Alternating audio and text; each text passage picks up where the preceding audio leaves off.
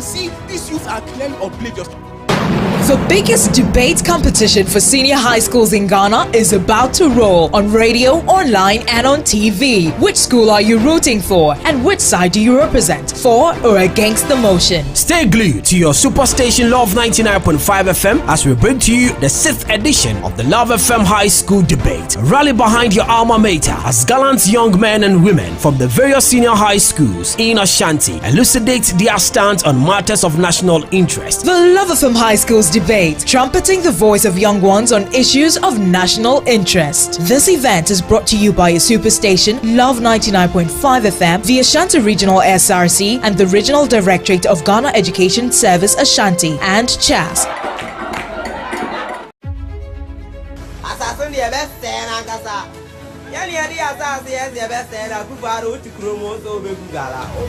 So the house, my opponents are here, solely blaming chiefs, while these ignorant minders are alluding that the land belongs to them, therefore they shall do whatever they want with it. They even had the guts to tell the president that he can do nothing to stop them. So you see, these youths are clearly oblivious. The biggest debate competition for senior high schools in Ghana is about to roll on radio, online and on TV. Which school are you rooting for and which side do you represent, for or against the motion? Stay glued to your superstation Love 99.5 FM as we bring to you the 6th edition of the Love FM High School Debate. Rally behind your alma mater as gallant young men and women from the various senior high schools in Ashanti elucidate their stance on matters of national interest. The Love FM High Schools Debate, trumpeting the voice of young ones on issues of national interest. This event is brought to you by a superstation, Love 99.5 FM, the Ashanti Regional SRC, and the Regional Directorate of Ghana Education Service Ashanti, and CHAS.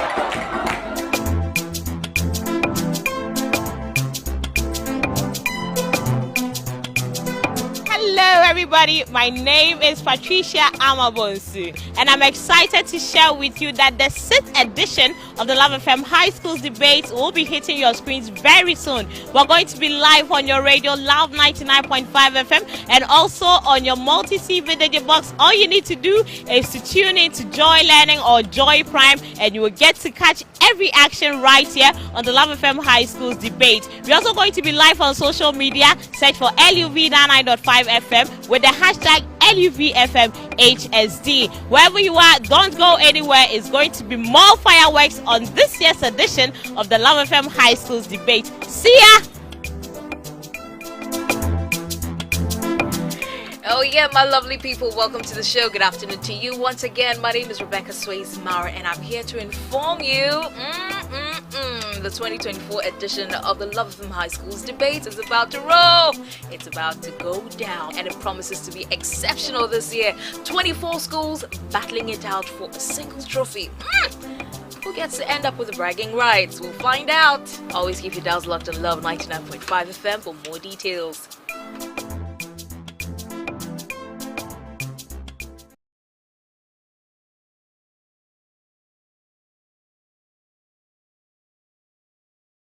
The Love FM High School Debate is on. Let's meet and have fun and also be educated. Hi, my name is Kofi Edudomofe. I'm the news editor for Love FM. My name is Clement Apia.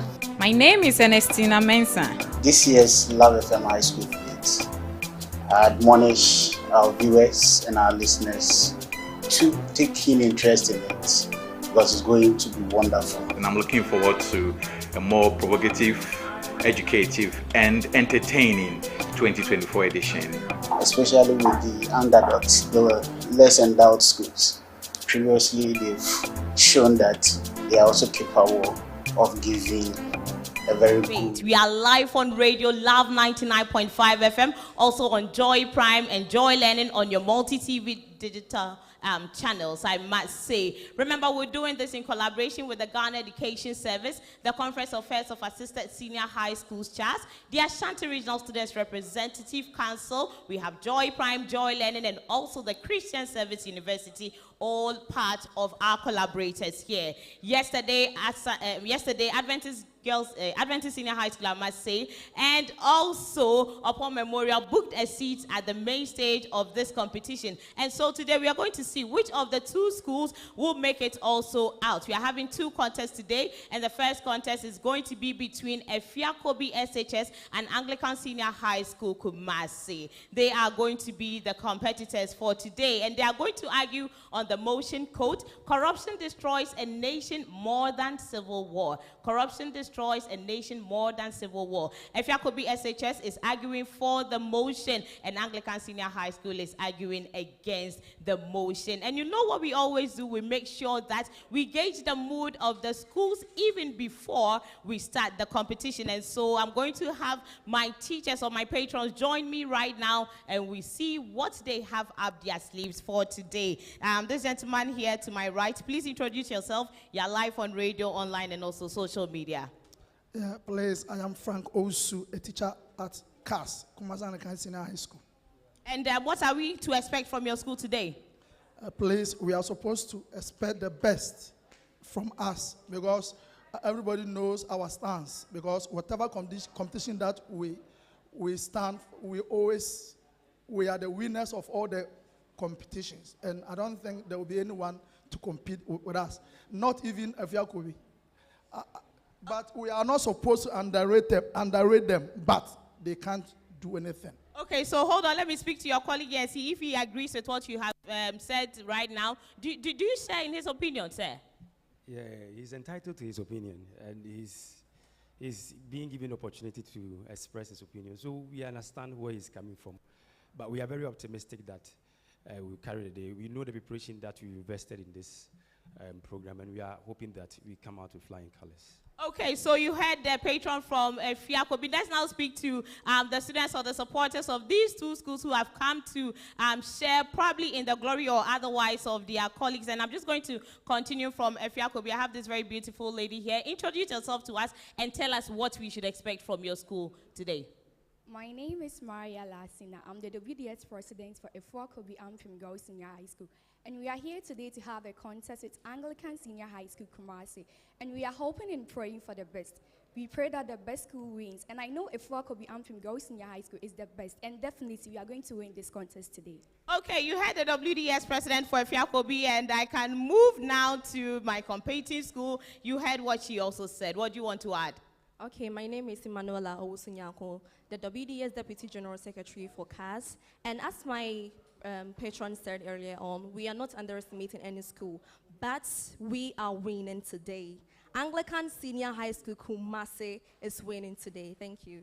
Okay, so we will be going to the auditorium where David Akwete is on standby. But remember that you can also watch this show on Facebook and YouTube. All you need to do is to search for LUV 99.5 FM. This is the 6th edition of the Love FM Pepsodent High Schools debate right here happening at the Christian Service University. Yes, we had 4 zonal contests. We selected 20 schools, and out of the 20 schools, we are starting the preliminary stage with them. And what this means is that we're going to get 10 winners from this competition or the preliminary stage. And out of the 10, we are supposed to actually get 12. When we are done selecting the 10 winners, we'll go to the schools that lost and pick 2 schools that had the highest losing marks. That's 2 schools, and select them to be 12. Yes, join the rest of the 10. And when we are done, we'll be adding the 4-seeded schools, that is a defending champions, Prempeh College, finalists T.I. Media, Presec Bompata, and Asantemai to join. And we will be starting the main competition here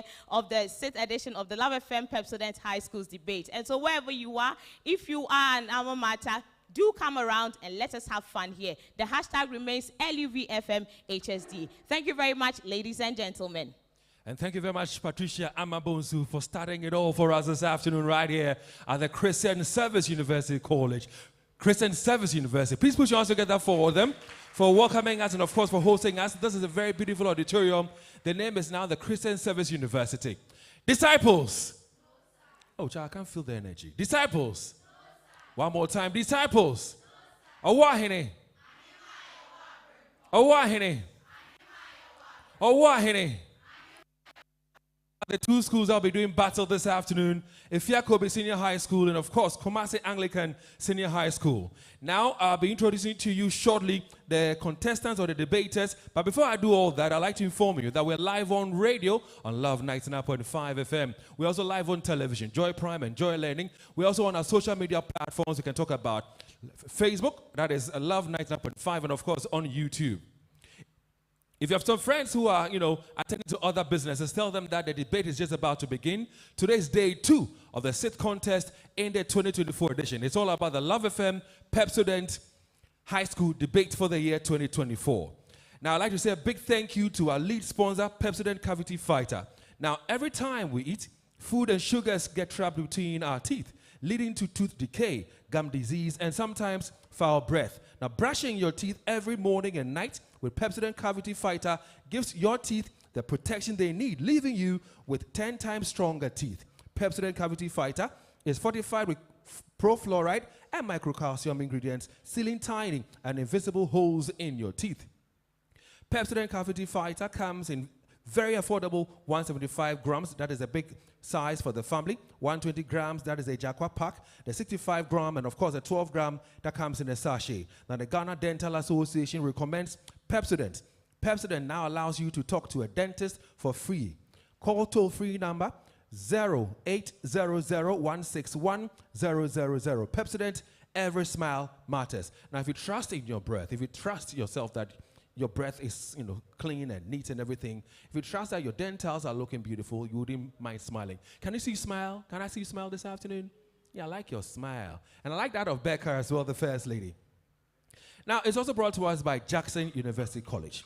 Now, do you desire to work or study abroad? Are you worried about the best place to receive tuition for the IELTS in Ghana? Then, the Jackson Institute of Innovation and Leadership, that is JIL, is here to help. JIL, in collaboration with the British Council, the IELTS, and the IDP, presents a golden opportunity for senior high school leavers, university graduates, and professionals to register and study IELTS. Now, their course options include IELTS Academic, IELTS General, and Life Skills. Now, they have in-person and online class options. You can choose the one you want to that best suits you so you can attend for your classes. So, enroll today for your wards aged between 5 to 15 who are fluent in French or wish to, learn French. JIL has an amazing package for them to study in Quebec, Canada. Their rates are unbeatable, and they assist you for all the necessary documentation that ought to be, done. One of our other sponsors is Bigo. Now, everywhere make hot. You'll agree with me, baby, I shit.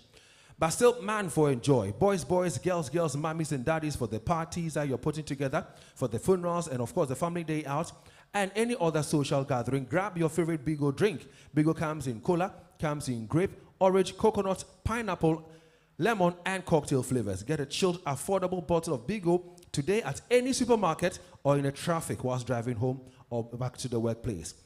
Bigo is another quality product from the Trillium Industrial Company Limited. Bigo, big refreshing moments. Cowbell indeed is our milk, and it contains vitamins A, C, D, E, and K, which is, they are unique secret essential nutritional formula that nourishes minds, bodies, and dreams of growing children and the entire family.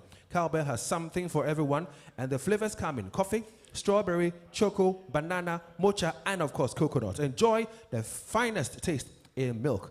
Cowbell indeed is our milk. Let's put our hands together for our host one more time. And I'm talking about the Christian Service University. Now, Christian Service University is admitting students for the 2024-2025 academic year. Undergraduate and master's programs are offered at the CSU with morning, evening, and weekend schedules for all students. Now, CSU offers half scholarship for prospective students with an aggregate of 6 to 15. You can find them at, you can find CSU at the Star Junction here at Santasi in Kumasi. Well, I'm sure that Patricia Amabonsu and Becca has a few more information to share with us. Patricia. David, of course, and remember that the 2024 Love FM Pepsodent High School debate is supported also by New Generation Investment Services. They offer managed investment, assist with pension planning, and manage your Tier 2 and Tier 3 pensions. We also have the Nidaso Mutual Fund, NGIS money market fund, and private funds. Talk to our seasoned advisors today about your investment goals and aspirations. And the Securities and Exchange Commission and the National Pensions Regulatory Authority have licensed NGIS. NGIS, they say, achieving excellent results on your investments. We'd also like to say a very big thank you to NACI Publications. If you're looking for the best creative arts, religious and moral education books for your primary, junior high school students, NACI Publications is the best bet. We also have the NACI Nugget series, which is user-friendly and self-explanatory, especially when it arranges topics, pictures, tools, and materials for your little ones. You can locate NACI Publications at Achimabukro. NACI Publications, trusted by educators, loved by students, and approved by NACA. Let's also say thank you to Dunamis Plus, providing schools, homes, churches, and other institutions with PVC interior and exterior security doors, waterproof doors, bulletproof doors, and fireproof doors. Of course, our fireproof doors can withstand fire for up to 2 hours, even before the fire service gets to your place. And these are doors which are quality from Dunamis Plus. Now, build your most cherished space with our quality, customized, beautiful, and original furniture from Turkey. Dunamis Plus, they say, we give you real value for money. We also say a big thank you to Ultimate Land Hub Company Limited, which offers litigation-free lands in highly sought-after locations like Share Hills, Eastern Quarry, Pram Central University, and Dodowa Forest Hotel, which is about 5 to 10 minutes drive from the main road. We also offer property management, genuine land registration, brokerage, property development, and flexible payment terms. Otuasekan Royal Bank is also floating shares for just 50 pesos per share. And with a minimum of 100 shares, that is 50 Ghana cedis, as a startup, you can be part of the winning Otuasekan team. Now, Otuasekan shields, shares, I might say, yields very high returns, and it's very, very attractive. So please rush to any of our locations now and get yours. Otuasekan also operates current, savings, susu, and fixed deposits, as well as infants account. Come to us for your fast track, funeral group, imports, and agri loans with affordable interest rates. Locate Otuasekan at Kofiase Mampong, Edra, Sepe, Abofo, Macro, and Kenkenso, and also Dr. Mensah. We say a big thank you also to Flora Tissues, which provides our homes, schools, offices, and cars with a hygienic, absorbent, and affordable option to clean dirt, sweat, and even mucus. Flora disposable 3-ply handkerchiefs, toilet rolls, multi-purpose towels, table napkins, and box tissues come in beautiful packaging such as Flora Joy, Flora Smile, Flora Giant, and Flora Kids. Get Flora Tissues from any shop nearby or even in traffic. Flora Tissues, thank you for making us number one. We are thankful also to the Rub Haven, your trusted brand for personal care. Now, our services include massage, sauna, detox, skin tag removal, teeth whitening, eyebrow trimming, manicure, pedicure, and so much more. And remember that we work from every Tuesday to Saturday from 9 a.m. to 7 p.m. We also work from Sundays from 12 midday to 7 p.m. Now, from today till Father's Day, that is 16th of June, bring your father or any special male figure in your life for some huge pampering at a very reduced cost at the Rub Haven. The Rub Haven, we say, just give us an hour and we will pamper you. And there's nothing tastier than Top Choco chocolate spread on bread. Our Top Choco 3-in-1 chocolate drink is a delicious chocolate drink that combines the great taste, vitamins, and nutrients of Ghana's finest cocoa, milk, and sugar. All you need to do is just add hot water. You need to try our Top Choco Choco Cup, which is a crowd pleaser. Top Choco is available in a shop near you, and we say Top Choco, pure chocolate bliss. It's chocolati. And before we give it back to David, let's say thank you to the Sea Travel Consults who are organizing another captivating, unforgettable, fun and adventurous experience in Kenya and Dubai. The date is from July 14th to July 21st, 2024. Now, the total package includes a UAE return, visa return ticket, accommodation, and meals. Tax-inclusive tours for couples is a cool $1,650 and also $1,850 for singles. Now call your family, friends, and book your seat or make reservations today. The Sea Travel Consults, they say this is life. And this is the 6th edition of the Love FM Pepsodent High School debate happening at the Christian Service University. David, over to you now. Well, aren't my girls looking lovely and gorgeous this afternoon? Show them some love. Rebecca to my left and, of course, Pat to my right. We can do better with the applause. Make it louder for me. Thank you so much. This is day 2 of the Love FM Pepsodent High School debate happening at the Christian Service University. Now, the first contest for the afternoon will be between Afua Kobi Senior High School and, of course, Kumasi Anglican Senior High School. I'll be telling you a bit about the motions in a bit. But for now, I'd like to inform you that we're live on radio on Love 99.5. We're equally live on Facebook on Love 99.5 and, of course, on YouTube. Our ambassador for the debate is right here with us. She's also the chairperson for the debate. Let me share something small about her. Well, she is Mrs. Theodosia Jackson, and she's a co-founder and the principal of the Jackson College of Education, which is part of the Jackson Educational Complex, which was founded in 2009. Now, she has over 56 years of education experience in various capacities within the public sector as a teacher, former head teacher of several schools, including Kumasi High School in the 80s, and also the foundation head teacher of KNUST Junior High School. She is still going strong in the private sector after her retirement some 16 years ago. Ladies and gentlemen, she has now founded the Jackson University College. Put your hands together for Mrs. Theodosia Wilhelmina Jackson. So at such events or debates, we definitely would need to have some panel of judges whose job would be to listen carefully and attentively to the debaters and score them accordingly. Ladies and gentlemen, I'd like to introduce to you our panel of judges for this afternoon's contest. First of all, I've missed her so much, and she's looking great this afternoon as well. Her name is Dr. Lucy Bonku, and we love to call her Mama Lou. Let me hear you say Mama Lou. Mama Lou. Now, so Dr. Lucy Bonku is a senior lecturer with the Department of Liberal Studies, Kumasi Technical University. She has taught for over 30 years in literature, English language, and communication skills. One more time, ladies and gentlemen, one of our judges, Dr. Lucy Bonku.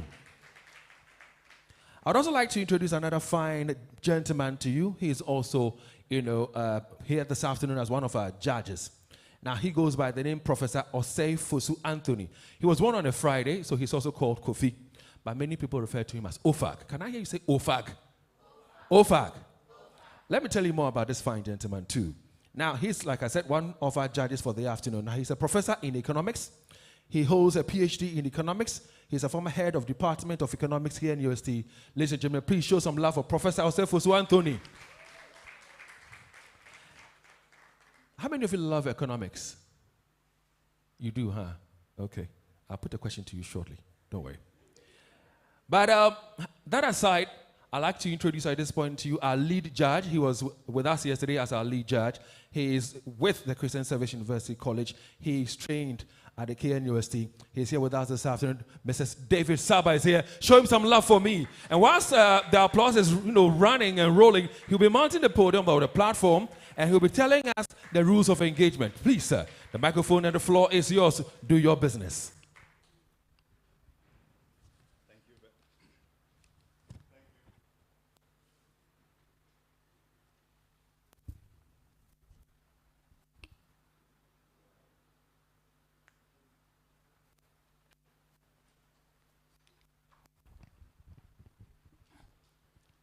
Thank you very much, David.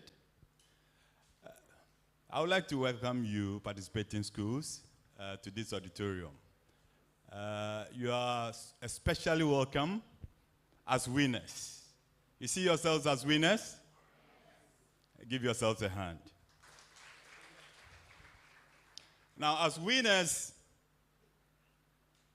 at the end of the day, we are going to have those who jubilate. Now, the others, we expect them to congratulate those who are jubilating. Then, after congratulating them, you tell them, today is your day, tomorrow will be mine. Give yourselves a hand again. Let's go straight to the rules. Now, what is the sequence? It begins with the principal speaker on the affirmative team, who will present arguments in support of the motion. The principal speaker takes 10 minutes. This will be followed by the principal speaker on the opposing team who presents arguments opposing the resolution. That also takes 10 minutes. Then this is followed by the second speaker on the affirmative team who presents further arguments in support of the resolution, identifies areas of conflict, and answers questions that may have been raised by the opposition speaker. This takes 7 minutes. After that, the second speaker on the opposing team presents further arguments against the resolution, identifies further areas of conflict, and answers questions that may have been raised by the previous affirmative speaker. This takes 7 minutes. The principal speaker on the affirmative team then returns with closing statements to their argument without adding any new information. And also, that principal speaker can use the opportunity to respond to rebuttals, if there is any. The closing statements take 5 minutes. Then the last person to speak will be the principal speaker on the opposing team, who comes with closing statements to their argument without adding any new information, and also to use the opportunity to respond to rebuttal if necessary. That is also for 5 minutes. Now take note of these other rules. There cannot be interruptions. Speakers must wait for their turns. All principal speakers, either on the affirmative team or the opposing team, should raise only 5 points or less. So maximum 5 points. All supporting speakers, either on the affirmative team or the opposing team, should raise only 3 points or less. So supporting speakers, not more than 3 points. Speakers should be very audible and ensure clarity in their presentation. Now, he who asserts must prove. In order to establish an assertion, the team must support their assertion with enough facts and evidence. Facts and evidence must be accurate. Examples of visual materials are permissible, and once introduced, they become available for the opponents to use if they so desire. Tangible evidence must be tendered as exhibits for facts. So, in order to support the facts, you tender in tangible evidence as exhibits. In rebuttals, the debater rebutting may ask any constructive and clear question that has a direct bearing on the point raised. The one rebutting must confine himself or herself to questions and not make statements, comments, or ask rhetorical questions. Supporters from both sides are to exercise discipline, not to induce, not to frustrate, and not to intimidate debaters in any form. Now, failure to observe this rule would attract deduction of marks. All debaters must ensure clarity in their argument. Debaters must respect time. If you are bailed out, you must end your presentation. Else, you lose some marks. Now, majority decision in terms of the score or result from the judges will carry the day. What does this mean? It means that the result from one judge cannot overturn that of two judges. Now, the reporting time should be stuck to. Schools must ensure that when they are given the time to report, they stick to it. Otherwise, they will lose. They might be disqualified. Now, all issues or concerns should be addressed to the producers of the program and not the judges. So once again, you are all welcome, and may you have an engaging and exciting contest. Thank you very much. Well, I'm sure we can do better with the applause, can't we? You would agree with me that indeed we can do better. That was our lead judge for this afternoon's contest, Mr. David Kwao-Saba. He's an Assistant Director of Quality Assurance at the Christian Service University. He's a product of the Kwame Nkrumah University of Science and Technology and the University of Western Cape in Cape Town, South Africa. Disciples, Hey, Charlie, I'm not feeling the vim, the excitement, the energy. Did you eat before coming? All right, you give me some energy. I'll give you some food after, okay? So, disciples. One more time, disciples. Awahene. Awahene. All right, so a few things that I'd like to add to, what the lead judge just said. He told you about the time. So if you're the debater representing any of the schools, listen attentively. So he told you about the fact that the principal speaker has 10 minutes, all right? Supporting has 7, and then for conclusions, you have 5 minutes. Now, we know that some of you, when you mount the podium, you will not be able to keep up with time. So we have our accurate timekeeper in Ken Davis. Ken, you good? Yeah, let's see him. Wave at Ken. Wave at him. Oh, wave. Yeah. So when they have 3 minutes to go on their time, what will you do for them? And then again, when their time is fully up, what do you do? 2024 is a very beautiful year. The bell is ringing beautifully, isn't it? Please put your hands together for King Davis there for me. In previous editions, Charlie, some things happen and you wonder why it's happening. So ladies and gentlemen, we are one more time welcoming you on television, on Joy Prime, and of course on Joy Learning. We're welcoming you on Love 99.5, that's on radio. And of course on Facebook on Love 99.5. This is day 2 in the 2024 edition of the Love FM High School Debate. And this is brought to you by Pepsodent. Now, to the motions.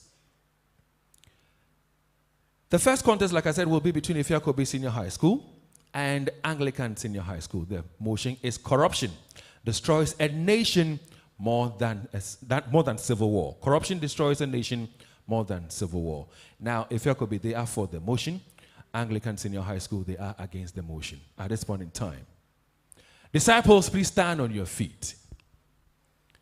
I hope that this time around the energy will be more than I had earlier. Collins, are you good? Are you ready? Okay. Now, I've asked you to stand because we want you to sing for us your school anthem. This will usher in or welcome your debaters. Now, how well you sing your school anthem is going to energize them for them to, recall all their lines and give up their very best to put glory and honor to the name of your school. Are you ready to sing your school anthem? Are you ready? Are you sure you're ready? Disciples. Disciples. All right, so if you're ready, on 3. 1, 2, go.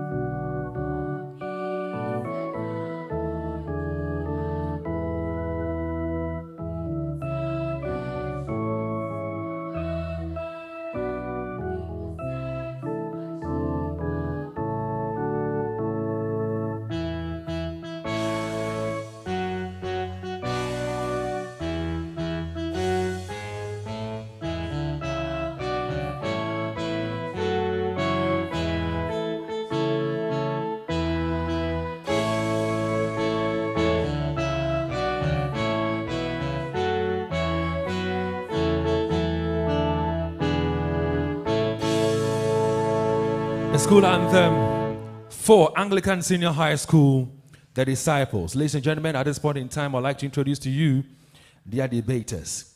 Principal speaker is by the name Grace Ayamboya. Supporting speaker is Rosalind Serwaa Frimpong. Please put your hands together for them. Make some noise as they mount the podium and take their seats. Where are they? Okay, there they are. Oh, okay. Oh, you can do better with the applause, can't you?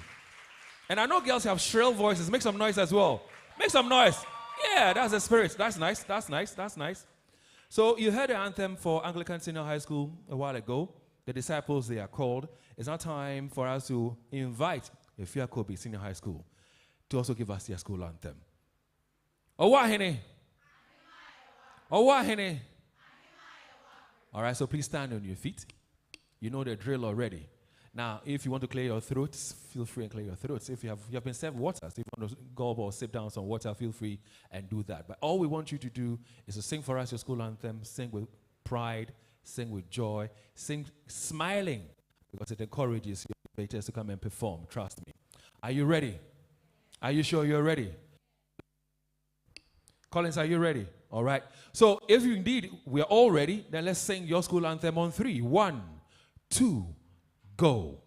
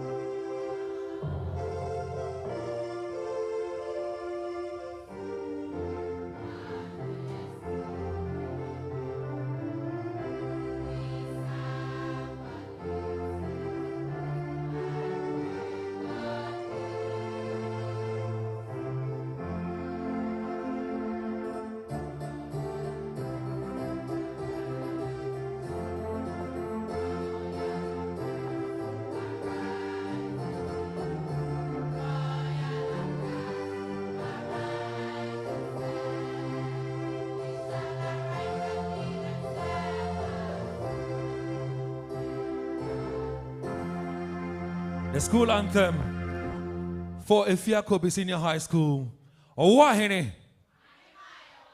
At this point in time, I'd like to introduce to you your debaters. They are Constance Amoaba, Principal Speaker.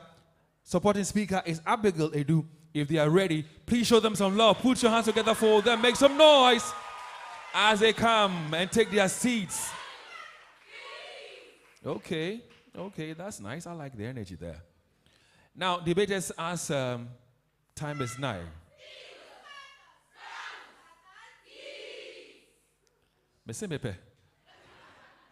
Thank you very much. So, to you, the debaters, unlike previous years where per every debate, I mean, for example, one speaker speaks, I come and grab the microphone and introduce the other debater to take the podium and debate. Are you listening, debaters? This time around, once the principal speaker for the opposing side is done, the principal speaker for the other side should also come grab the microphone. I'll not be coming in. So let's make this as snappy as possible.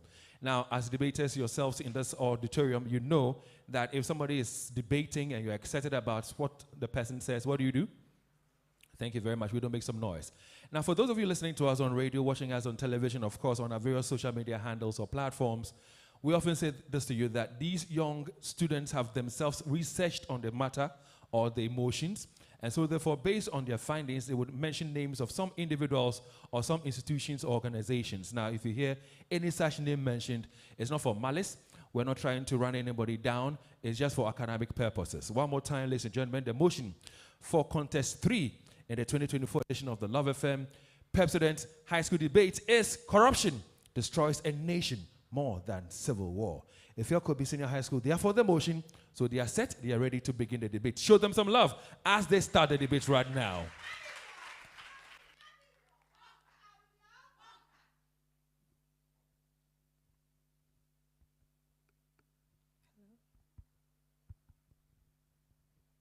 In the book, Spectacle of Corruption, authored by David Liss, he says, and I quote, "Corruption is the poison that slowly kills the soul of a nation," end of quote. This metaphor indicates that if the soul of a nation is killed, what is left of that nation? This is the thought-provoking question that demands an answer from our opponents. To you, the ever-wise-looking chairperson, impartial panel of judges, accurate timekeeper, my honorable opponents, fellow students, ladies and gentlemen, a lovely day to you all. I am very proud to be called Constance Amoba and a student of Afua Kobi Ampem Girls Senior High School, serving as the gallant principal speaker for the motion before the House. And I quote, "Corruption destroys a nation more than civil war." End of quote. The chairperson, before I proceed to my argument, permit me to explain some key words in the motion for the benefit of all and sundry. As and when needed, exhibits will be tendered in to support our claims. Corruption from the Oxford and Merriam-Webster dictionaries begin respectively with dishonest or fraudulent conduct by powerful people and dishonest or illegal behavior, especially by those in power. Civil war, according to the Center for International Security and Cooperation, is a violent conflict between an organized group of people within a country fighting over control of government, one side separatist goals, or some divisive government policy. Ladies and gentlemen, for the purpose of clarification and easy understanding of our point, we would wish to establish that we are here to draw a comparative analysis of two variables, namely corruption and civil war, and then ascertain which of these two variables is more destructive in nature. It is against this backdrop that we argue in favor of the motion because of the following points. Point 1. Corruption destroys a nation more than civil war because it causes destruction even in a democratically established nation. Ladies and gentlemen, our opponents can never refute the fact that there is no democratically established nation that supports civil war. Nations upon nations engage in civil war because the laid down structures for governance have been overthrown and disregarded. But when it comes to corruption, whether a nation is democratically established or not, it thrives. Now what's more, the chair, it even becomes dangerous when the loss of the democratic nation itself bears weight to this corrupted tool called destruction. And Ghana, my dear, is no exception. A country called Ghana, where our own laws bear the fruits of corruption. My dear opponents, before you even think of refuting this point, bear it in mind that this assertion was made by the Public Relations Officer of Ghana Bar Association, Xavier Kuje, on April 10th, 2024, when speaking on Joy News PM Express. He confidently affirmed that, and I quote, "Our own laws on corruption itself facilitate corruption." End of quote. Now back to you, my opponent. If corruption has been able to corrupt the very tool used in checking it, doesn't it become more destructive? This situation can be illustrated as a disease corrupting a drug. Point 2. Corruption becomes more destructive than civil war to a nation when it has the capability of fueling civil war. Yes, corruption influences the occurrence of civil war involving large-scale organized violence. Ladies and gentlemen, in the absence or malfunctioning of political regime during civil war, what do we see? Certain personalities are witnessed legitimizing the use of public functions for private interest. And this is a clear manifestation of corruption. One of these personalities is the renowned Syrian businessman, Rami Makhlouf. And according to a Syrian political analyst, Makhlouf was the country's shadow ruler for black marketing, milking from the already ailing economy crippled by the Syrian civil war. My dear, the point here is that no matter how a civil war occurs, we will find some elements enriching themselves through corruption. And the worst situation is, these corrupt activities ignite the wrath of the ordinary citizen to fight against the injustice suffered, hence always fueling civil war. Point 3, corruption is more destructive than civil war because it can be witnessed in many forms. My dear opponents, kindly get used to this profound statement. Ladies and gentlemen, ladies and gentlemen, ladies and gentlemen, my dear opponents, kindly get used to this profound statement. Civil war can only manifest when there is a division in a country. So we establish that when there is no division in a country, civil war can never manifest. But can we say the same about corruption? Whether there is a division in a country or not, countries battle with corruption. My dear opponents, should Ghana be divided before it loses 3 billion to corruption each year? A report from organized crime and agencies. Again, the world needs not to be on a divided front before it loses 2.6 trillion to corruption every year. This report is also from the United Nations Organization. And my dear opponents, if you care to know, all these questions are pleading and begging to be answered by you. Point 4, corruption institutionalizes the destruction of a nation, but civil war is only the manifestation of the destruction. Prof, it is obvious that as I resume my seat, my opponents will mount this platform with points like civil war leads to sexual abuse, physical torture, sexual abuse, physical torture, exploitation, execution, and destruction of properties.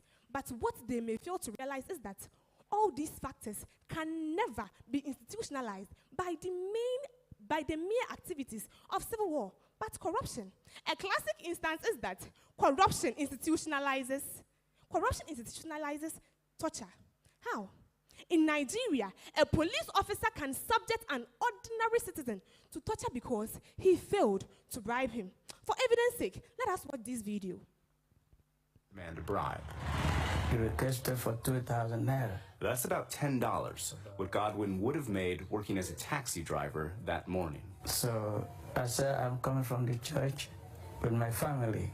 He was with his wife and their 3 children. He refused to pay.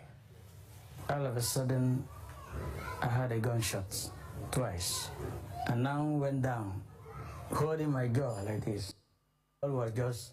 According to the video, corruption has become persuasive in Nigeria, a country not battling with civil war, to the extent that a police officer disfigures the face of an innocent citizen. Ladies and gentlemen, for what? For failing to give a bribe worth $10. We understand very well that this situation can happen in a civil war-stricken nation, but it even becomes dangerous when it is institutionalized and perpetrated by the very ones who are supposed to protect we, the citizens. May God have mercy upon mankind. Point 5, corruption is subtle yet devastating than civil war. My honorable judges, I humbly require us to imagine how easy it takes the world to identify a warlord leading a civil war. With this, international bodies map strategies to curtail his activities. A classic masterpiece is the Liberian Civil War. My opponents, how long did it take the world to be in the know that Charles Taylor was the rebel leader? But there are many wicked and bloodthirsty personalities, even dangerous than Charles Taylor, walking about as judges, sentencing people, and even political figures winning elections. Do you know why they are free? They have put on the armor of corruption and not civil war. My dear, they know very well that one can perpetrate selfish and wicked motive better than wasting time on a less destructive approach like civil war, which one could easily be caught and sentenced. These corrupt officials have proven by their corrupt deeds that indeed the pen is mightier than the sword. Ladies and gentlemen, just sit in the comfort of your office, siphon billions of money into your account, and many people will die due to lack of access to basic facilities. And the funny thing is, the civil war our opponents are even championing is the handiwork of corruption. When these corrupt politicians succeed in causing political instability, then that we may see the emergence of civil war. And our opponents are here, pathetically comparing a main set to a subset. I rest my case.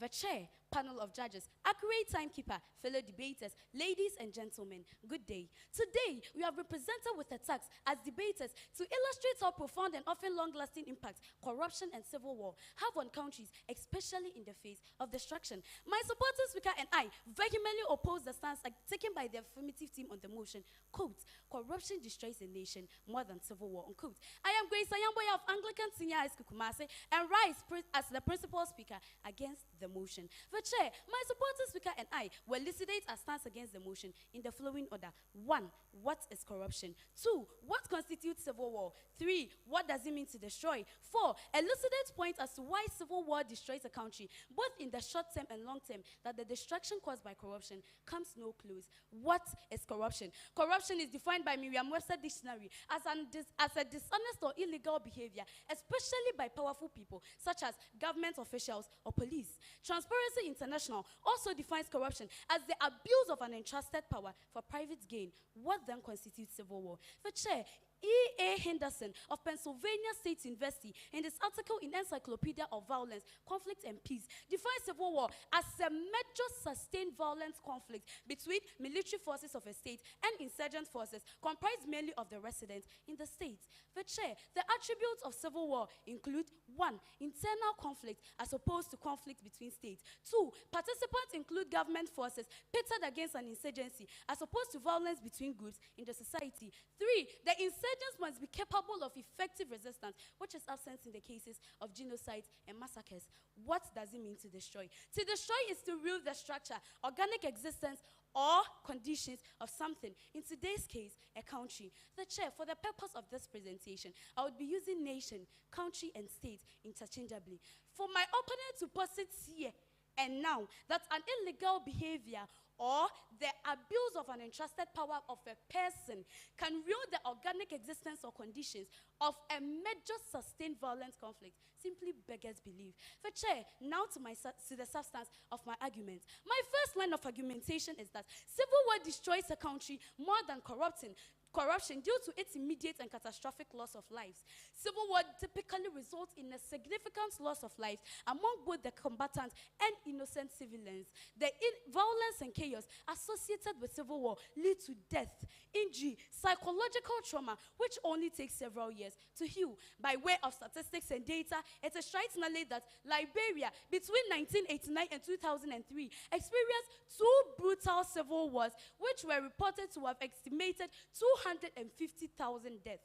Also, the Rwanda Civil War, which reported to have extinguished over 800,000 people in just 3 months. The implication for destruction is that the human resources which is needed to develop other resources are killed, leaving the country more vulnerable and easily destructible. The close my opponents have come today is that corruption brings a country to its knees in terms of its economy. Maybe a recollection of the statement that shot Nana Akufo-Addo down quite to fame would be useful to you. He said, and I quote, "We know what to do to bring our economy back to life. What we do not know is how to bring people back to life." Unquote. If my opponents here can prove or match statistically that corruption can take away such number of human resources in a record time in destroying the country, then we will throw in the towel. If not, then thank you for joining our party. Our second standpoint stems from the fact that the negative economic impact of corruption far outweighs that of civil war, far outweighs that of corruption. It will be sheer dishonesty on my part to say that corruption does not destroy a country. The emphasis here ought to be laid on more, that between civil war and corruption, which one distracts more economically? Corruption can lead to some economic inefficiencies, but that is less destructive as compared to that of corruption on a scale of violence, duration, and regional impact associated with civil war. The economic consequences of civil war are more severe and long-lasting than that of corruption. Here are 4 key pointers to prove my point. 1, on the scale of destruction, civil wars are large-scale, which leads to large, widespread destruction of infrastructure, economic collapse, and long-term social and psychological trauma. 2, in terms of duration, civil war tends to last longer than corruption, resulting in prolonged economic instability, social disruption, and human suffering. 3, civil wars have severe economic consequences, leading to reduced GDP growth rate, which persists even after the war ends. 4, civil wars have a regional impact, affecting neighboring countries and even the global economy. This is due to the declined regional economic activity and migration. These pointers tend to prove that even on the economic front, civil war destroys a country more than corruption. My third line of argumentation, the chair, is that the long-term political instability associated with civil war is a clear manifestation of how the phenomenon destroys a country more than corruption. The worst form of political instability corruption can bring is coup d'etats and protracted civil unrest. Historically, almost all coup d'etats have cited corruption to back their action. However, the impact of civil war on political stability and the climate of a country are more dire because civil war makes it challenging to achieve sustainable peace and development. Politically, the distraction takes the form of weakening of the central government, power vacuums, and also rival functionism, which leads to lawlessness. Prolonged civil war end up eroding administrative and political institutions, such as the judiciary and law enforcement bodies, which either become dysfunctional or co-opted by warring factions, undermining the rule of law and effective governance. Need I mention the loss of legitimacy, polarization and sectarianism, weak political culture and governance, difficulty in building social contracts, which are all political fallouts in destroying a nation. Okay, my opponents should therefore prove to us that these assertions are less destructive, or forget about this academic exercise. Ladies and gentlemen, if my opponents are still not convinced, my fourth point is that the breakdown of social order associated with civil war as a catalyst for destroying a country far outweighs any offshoots of corruption leading to the breakdown of social order. Demonstrations, civil disobedience, and unrest, which emanate from corruption, are but for a short while others are peaceful with no capacity to destroy a state. On the other hand, the chaos and lawlessness associated with civil war leads to a widespread criminality, including looting, sexual violence, and other forms of exploitation and abuse. My opponents, the story of the 276 Chibok girls who were abducted in North Nigeria by Boko Haram 10 years ago in 2014 should not be forgotten. These girls were subjected to beatings, sexual molestations, and even forced marriages. Maybe my opponents can prove to us that these examples are less destructive or corruption does more harm. My final standpoint, the chair, is that civil wars exacerbates ethnic, religious, and social divisions with a country, leading to lasting cultural and social fragmentation. Fragmentation is an action or process of breaking something into smaller parts or being broken up. Fragmentation, cultural and social fragmentation, deeply undermine national unity to the extent of making post-reconciliation and nation building extremely difficult. This is even more visible on the act of fragmentation are felt across generations, which makes it transgenerational. The loss, trauma, disruption experienced by those who survive these wars, civil wars, can affect their children, grandchildren, perpetuating a cycle of suffering, hatred, and disunity. And this is definitely a recipe for destruction. So, what sayest thou, my discomfited opponent? The chair, ladies and gentlemen, between corruption and civil war, if there is any that sets a country or a nation to a destructive mood, I have shown you without any doubt that civil war, it's a civil war. The chair, before I resume my seat, the notion that corruption is more destructive than civil war is a simplistic view that fails to account for the complex interplay of factors that contribute to a nation's downfall. My opponent told us that they definitely know that we will climb to this podium to say that civil war leads to sexual abuse, and that is only a manifestation of corruption. Yes, I did, and I want to explain to them why it's true that civil war leads to sexual abuse. This is the reason why the sexual abuse caused by civil war is the reason why it becomes more destructive than what we are talking about, corruption. The people, that is the human resource, are abused, but with corruption, the money is just lost, and at least we still have our economy thriving. If human beings are lost, who is going to engage in corruption? The chair, with this, I rest my case.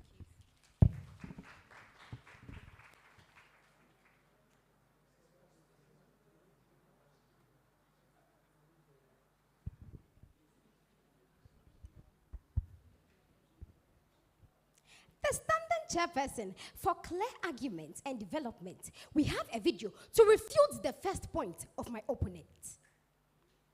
Corruption has killed more people than the civil wars combined in Africa, and yet we treat it with velvet gloves.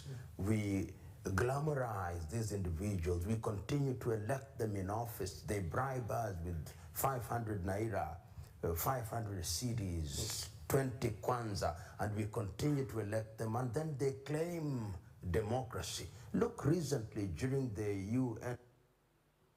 These are the words of a Kenyan lawyer and an activist and a former director of the Kenyan School of Law, Professor Patrice Lumumba.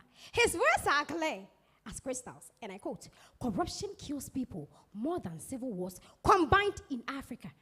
But here lies the case, where some 2 senior high school students from Anglican SHS are rising ignorantly to refute an assertion by an anti-corruption activist who has seen it all in Africa and beyond, so far as corruption and civil war are concerned. Ladies and gentlemen, the ball is in your court to decide on these 2 schools of thoughts to subscribe to. The ever-young looking chair, impartial panel of judges, accurate timekeeper, co-debaters, or other protocols duly observed. Good afternoon. Representing Afua Kobi Ampem Girls Senior High School, my name is Abigail Nana Ajua Edichimwa, the supporting speaker for the motion on board, and I quote, "Corruption destroys a nation more than civil war." Since my eloquent principal speaker has already demystified the motion to the layman's understanding, permit me to proceed. Point 1. We maintain strongly and side with Patrice Lumumba that corruption destroys a nation more than civil war because it kills life. By virtue of comparative analysis, we humbly cite South Sudan, a country that has battled corruption in recent years, as a case study. Now, my opponents, you would be very interested in these figures to be compared. According to the Council of Foreign Relations, and I quote, "An estimated 50,000 people have been killed with civil war, displacing over 1.6 million people." These figures seem scary, right? Yeah, I know. But let's brace ourselves with something scarier than this, which is caused by corruption. Now, let's watch this video. Wars and conflicts throughout human history, with South Sudan being no exception. So how is corruption killing more people than wars in South Sudan? There are 4 ways corruption is killing more people than wars in South Sudan. Number 1, dysfunctional healthcare. Corruption has diverted funds that can transform our healthcare. Currently, over 80% of South Sudanese do not have access to healthcare. As such, many people die of curable diseases like malaria, typhoid, cholera, TB, etc. Most patients in According to the video we just watched, corruption destroys a country more than civil wars. And this is what the global television of South Sudan is reporting to the general public. But here lies the case, where some 2 senior high school students from Anglican SHS who has never stepped foot in South Sudan are here trying to make us believe that civil war destroys a nation more than corruption. I think this is even out of context. Now, Ms. Jackson, as if this is enough, this same media reported to the general public that the rate at which corruption is destroying a nation is getting out of hand. But here lies the case, where my opponents are here, mounting to say that civil war disrupts a nation more than civil war. Did we hear that over 4.7 million people needed an emergency health care? And after this emergency, what next? Death. No wonder in the year 2022, South Sudan recorded the highest mortality rate. And this was not because of corruption. David, do you know what? This was not because of civil war. It was because of corruption. I move on to my second point. Panel of judges. Corruption destroys a nation more than civil war. Because corruption destroys a nation more than civil war. Because I move on to my second point. Corruption destroys a nation more than civil war because civil war can be totally overcome, but corruption cannot. My opponent, it would be an academic dishonesty for you to mount this podium and tell us that advanced countries are developed, yet they face corruption. All we need to know is that these advanced countries have civil war as their least problem. An advanced country like the United States of America was able to overcome civil war in the year 1865 and has never experienced a glimpse of it as at now. But currently, with all their might, influence, and prominence, they still battle corruption. No wonder, according to the Corruption Perception Index, the United States of America lies 24th on the ladder. That is why we are here to say that no country can ever eradicate corruption. No, but civil war can be eradicated, and even at the end, can be economically viable. China engaged in civil war from the year 1945 to the year 1949. But guess what? China is currently one of the most powerful countries in the world. Russia engaged in civil war from the year 1917 to the year 1923. If these two countries have been able to rise from the ashes of civil war, what then makes it a destructive tool? No country can be able to rise from the health. No country can be able to rise from the sickness of corruption. No country can score 100% on the corruption perception index. That is why we maintain to say that no country can be able to eradicate corruption in our current world. Corruption can bring the political and economic system of a country down to its knees. With this, I move on to my third and favorite point, panel of judges. Corruption destroys a country more than civil war, because corruption is a behavior defect and civil war is a consequence of behavior deficit. Now, my opponent, it would be very weird for you to mount this podium and compare a consequence of behavior deficit to a behavior defect. Ms. Jackson, as I was seated right here, my opponents were stating that civil war leads to economic collapse, civil war leads to psychological trauma, weak political governance, sexual abuse. My opponents, don't you know that these are all consequences of civil wars and behavior defects? And corruption is a behavior defect. So why should the whole Kumasi Anglican mount a podium and be comparing a consequence of... I rest my case.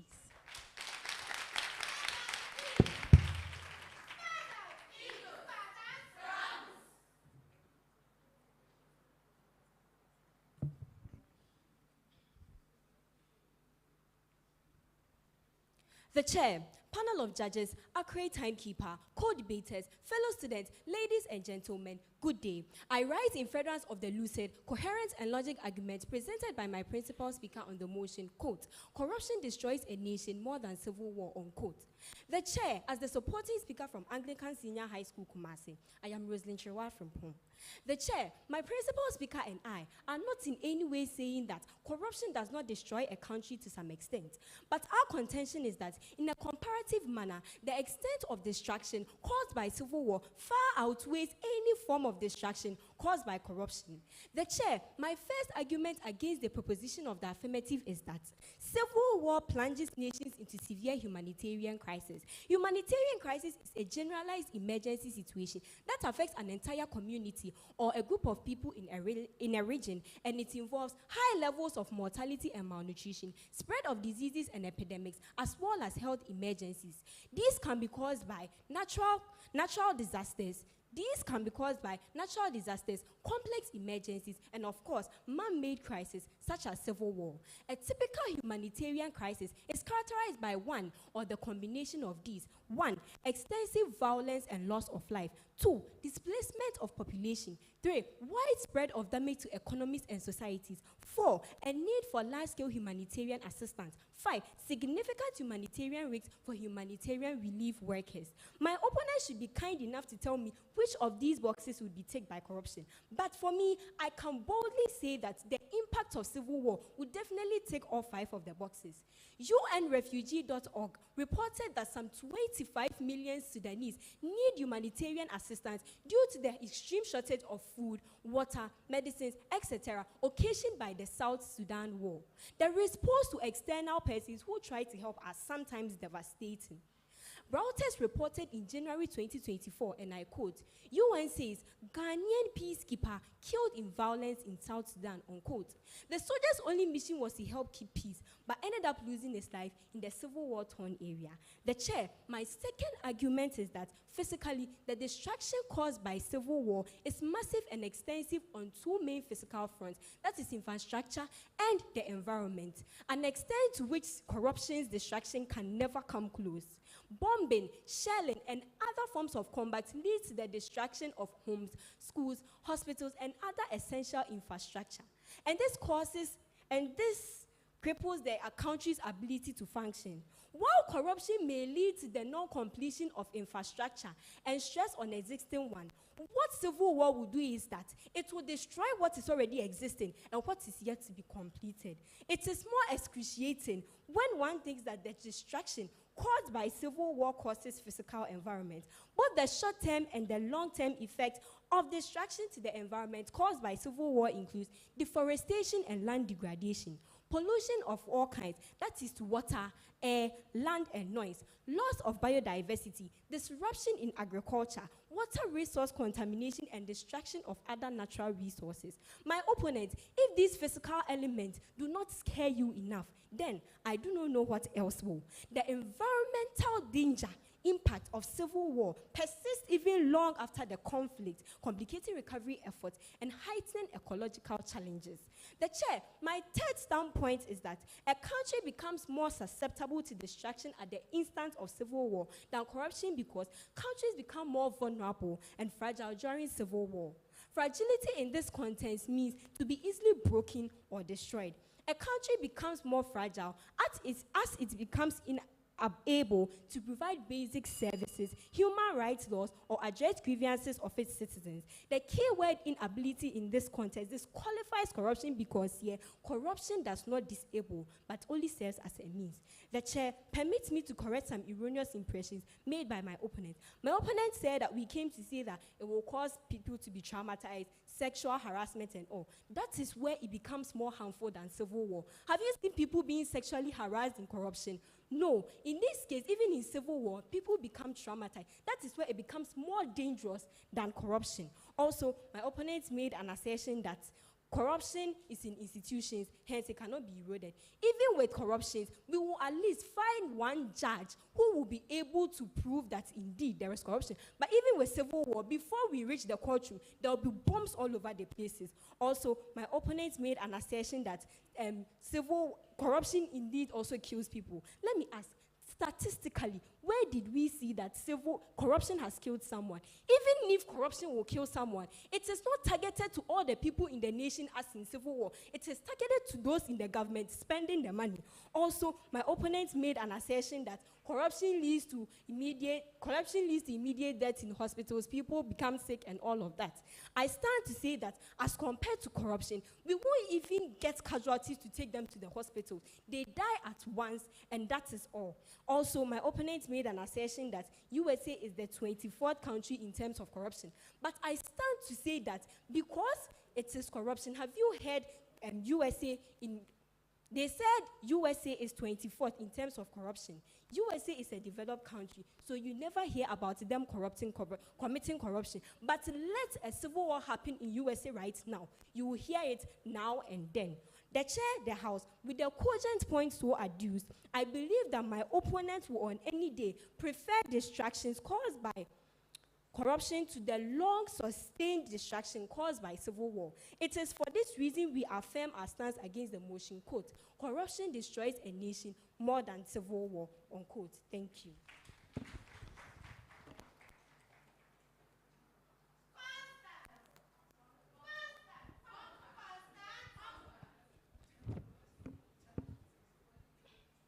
Today, instead of disciples following Jesus Christ, today they will follow the girls of Afua Kobi Ampem Girls Senior High School. Mrs. Jackson, panel of judges, we would have loved to journey the House through a sea of in-depth points, but for brevity's sake, I would like to run by you the key elements captured in the submissions of my dignified self and my honorable supporting speaker. 1. Corruption destroys a nation more than civil war because it causes destruction even in a democratically established nation. 2.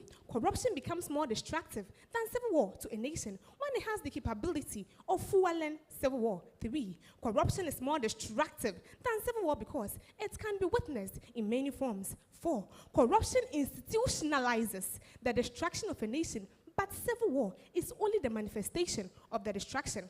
5. Corruption is subtle yet devastating than civil war. 6. Corruption destroys and kills more people in the world more than civil war. 7.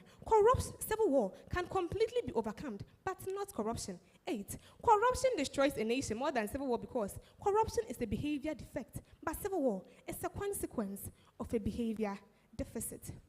Now, my opponents, I credit you for furnishing the House with evidences of the effects of civil war, how it destroys nations, and even claims life. But I would like to establish that we are here. we are here to draw a comparative analysis among the two, which of them is more destructive. And the question is pleading to be answered by you.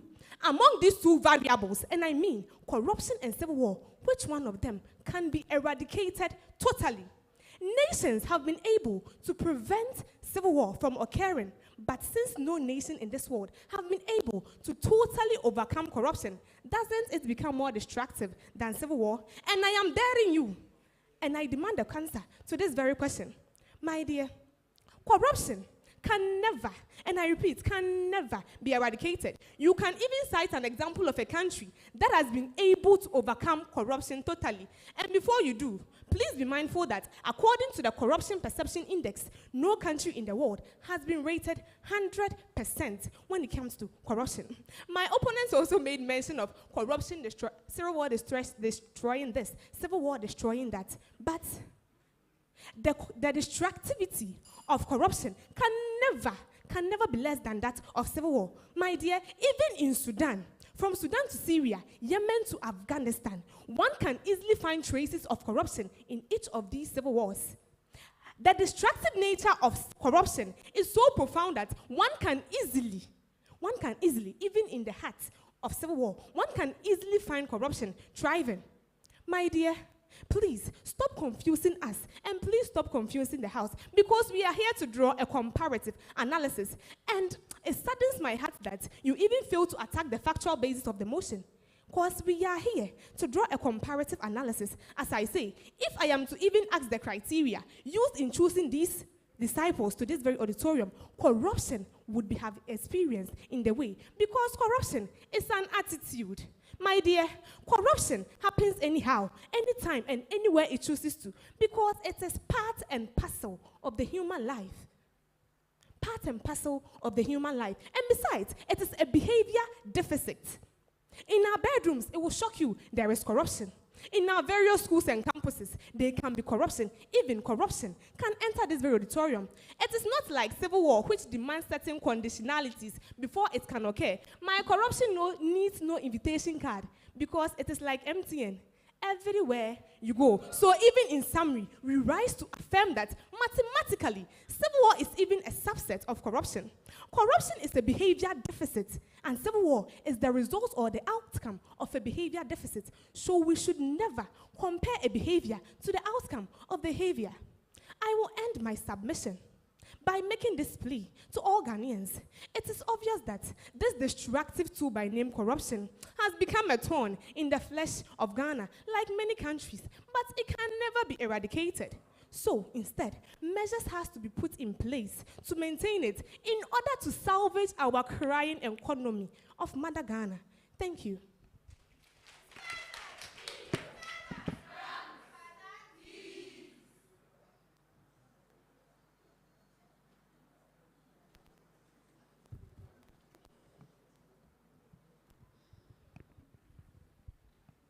The chair, panel of judges, fellow students, ladies and gentlemen, I rise once again as the principal speaker against the motion, quote, corruption destroys a nation more than civil war, unquote. This time, to give a summary of the sound arguments presented by my supporting speaker and me. Not only have we presented the short-term and long-term destructive nature of civil war, but also the destruction caused economically, politically, socially, religiously, psychologically, and physically. We avail the following against the motion. 1. Corruption destroys a nation more than corruption due to its immediate and civil war destroys a nation more than corruption due to its immediate and catastrophic loss of lives associated with civil wars. 2. The negative economic impact of civil war to destroy a nation far outweighs that of corruption, which compared on a scale of violence, duration, and regional impact. 3. The long-term political instability associated with civil war is a clear manifestation of how the phenomenon destroys a nation more than corruption. 4. The breakdown of social order associated with civil war leads to widespread criminality, including looting, sexual violence, and other forms of exploitation and abuse. To this end, corruption comes no close to the destruction caused. 5. Corruption exacerbates ethnic, religious, and social divisions within a country, leading to lasting cultural and social fragmentation. 6. Civil war plunges nations into severe humanitarian crisis. 7, the physical destruction of infrastructure and the environment caused by civil war is more massive and extensive than corruption can, even if there is any. 8, a corruption becomes more susceptible to destruction at the instance of civil war than corruption because countries become more vulnerable and fragile during civil war. The chair, I duly appreciate my opponents for the points they have been able to raise for the motion, but their argument missed the broader implication of this motion. My opponents talk that civil war, corruption comes in many forms. My opponents rightly pointed out the detrimental effect of corruption, but it pales in comparison the human and social cost of civil war. Civil war results in a massive loss of life, displacement and trauma, creating a deep and long-lasting scar on the nation's social fabric that are more far difficult to heal than the gradual degradation caused by corruption. My opponents, would you prefer your dad die without seeing me again, or engage in corruption and it's sentenced to about 2 years life imprisonment? Also, my opponents talked about institutional breakdown associated with corruption. While corruption corrodes institutions over time, civil war leads to their total and immediate breakdown. The anarchy and lawlessness that accompany civil war destroys the very foundations of a nation's governance and infrastructure in ways that corruption, with all its faults, does not achieve. Also, my opponents talked about devastation in terms of economical nature that corruption brings. Corruption diverts resources and slow growth. Yes, we understand. But civil war brings about complete economic devastation. This is immediate and complete. Even with corruption, there are still existing structures that will make corruption an economic thrive for a while. But with corruption, with civil war, the immediate breakdown of infrastructure, stops everything in the economy. The destruction of infrastructure, loss of human capital, and halts in economic activities during civil war cause more harm than corruption. My opponents also talked about the persistence of corruption. Yes, we understand that corruption is persistent and that civil war happens once in a while. But when civil wars happen, you and I cannot live in this country. Also, my opponent said that civil war is a manifestation of corruption. Corruption certainly hinders development. Yes, we understand. But it does not lead to the mass displacement of refugees and of the citizens in the country that the civil war caused.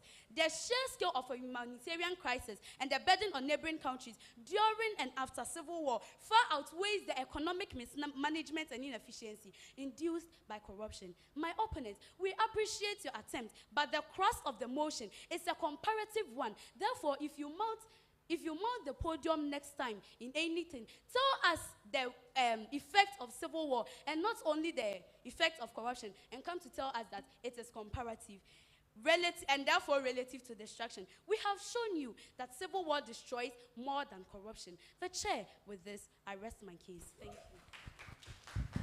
Well, I'm sure you can do better with the applause.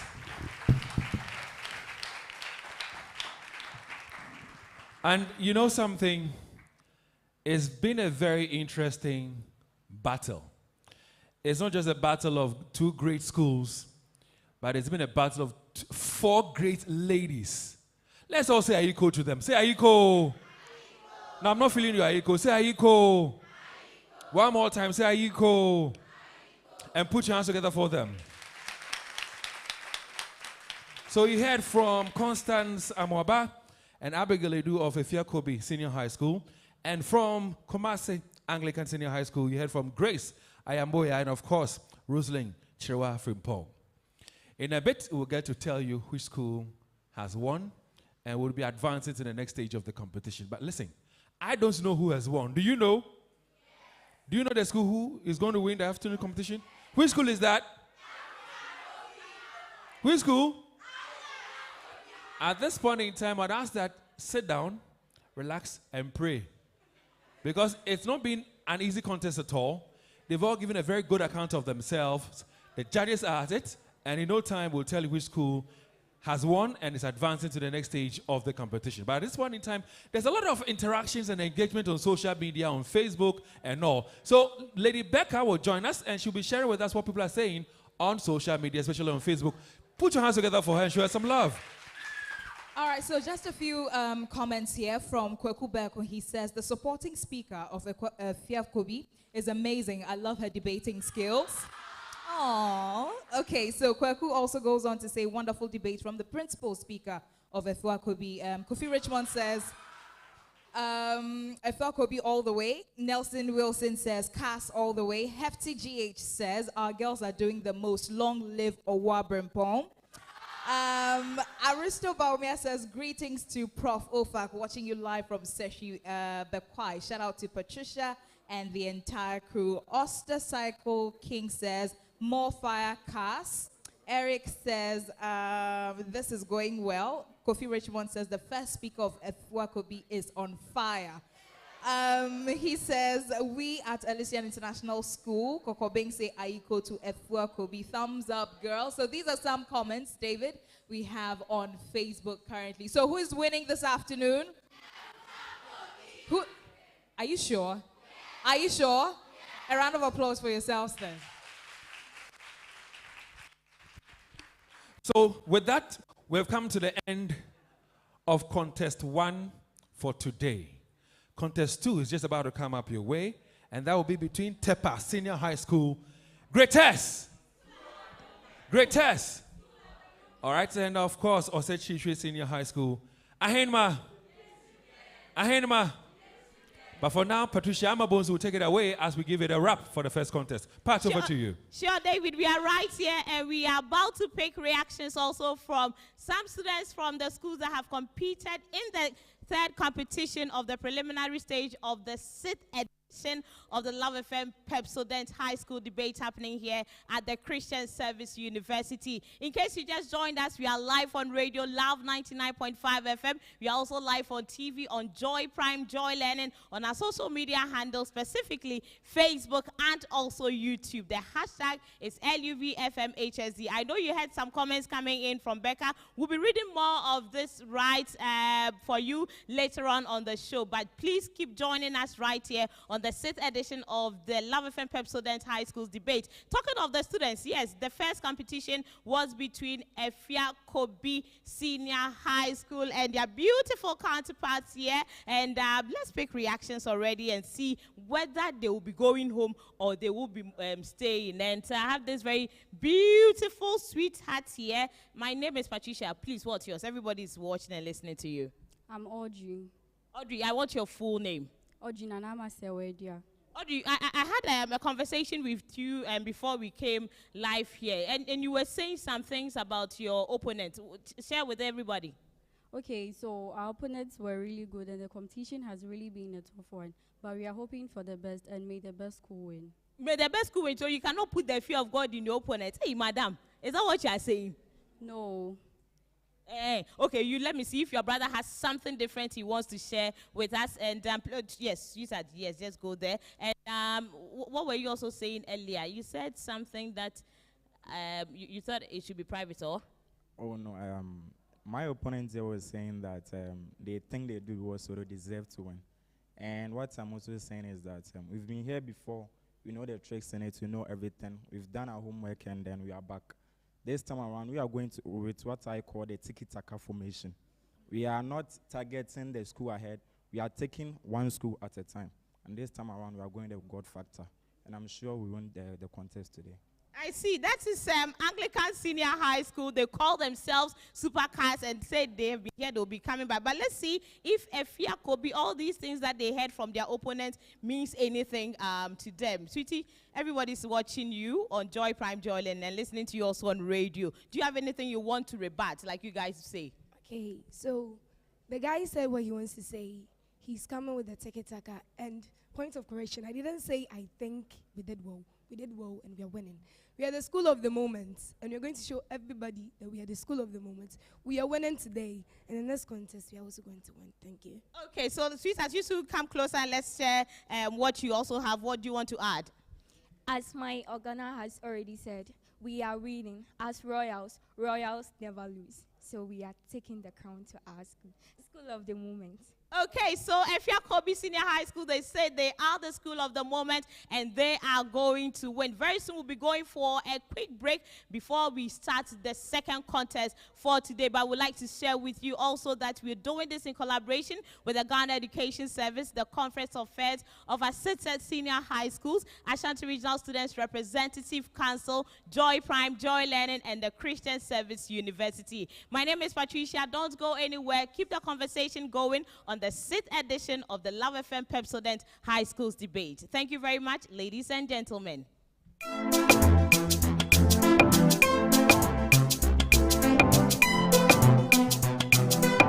Hello everybody, my name is Patricia Amabonsu and I'm excited to share with you that the 6th edition of the Love FM High Schools Debate will be hitting your screens very soon. We're going to be live on your radio, Love 99.5 FM, and also on your multi-CV digital box. All you need to do is to tune in to Joy Learning or Joy Prime and you will get to catch every action right here on the Love FM High Schools Debate. We're also going to be live on social media. Search for LUV 99.5 FM with the hashtag LUVFMHSD. Wherever you are, don't go anywhere. It's going to be more fireworks on this year's edition of the Love FM High Schools Debate. See ya!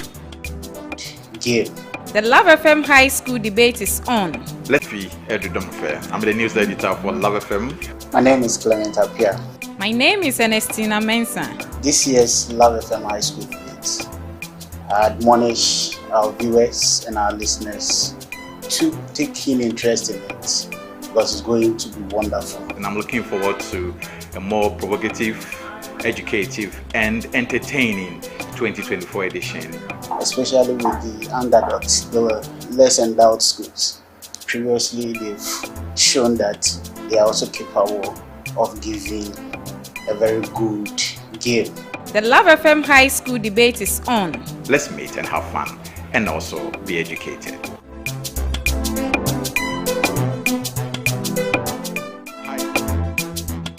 Hi, my name is Melvin the Enigma of Love 99.5 FM and also host of The Drive Time. It's about that time of the year once again and we are inviting you to rally behind your alma mater for the Love FM High School Debate as it rolls on radio and as well on social media, specifically on Facebook. Which school are you rallying for? Are you for or against the motion? Let's learn whilst these young men and women elucidate their stance on national issues. It is the Love FM High School. My name is Kofi Edudom. I'm the news editor for Love FM. My name is Clement Apia. My name is Ernestina Mensah. This year's Love FM High School Debate, I admonish our viewers and our listeners to take keen interest in it because it's going to be wonderful. And I'm looking forward to a more provocative, educative, and entertaining 2024 edition. Especially with the underdogs, the less endowed schools. Previously, they've shown that they are also capable of giving a very good game. The Love FM High School Debate is on. Let's meet and have fun and also be educated.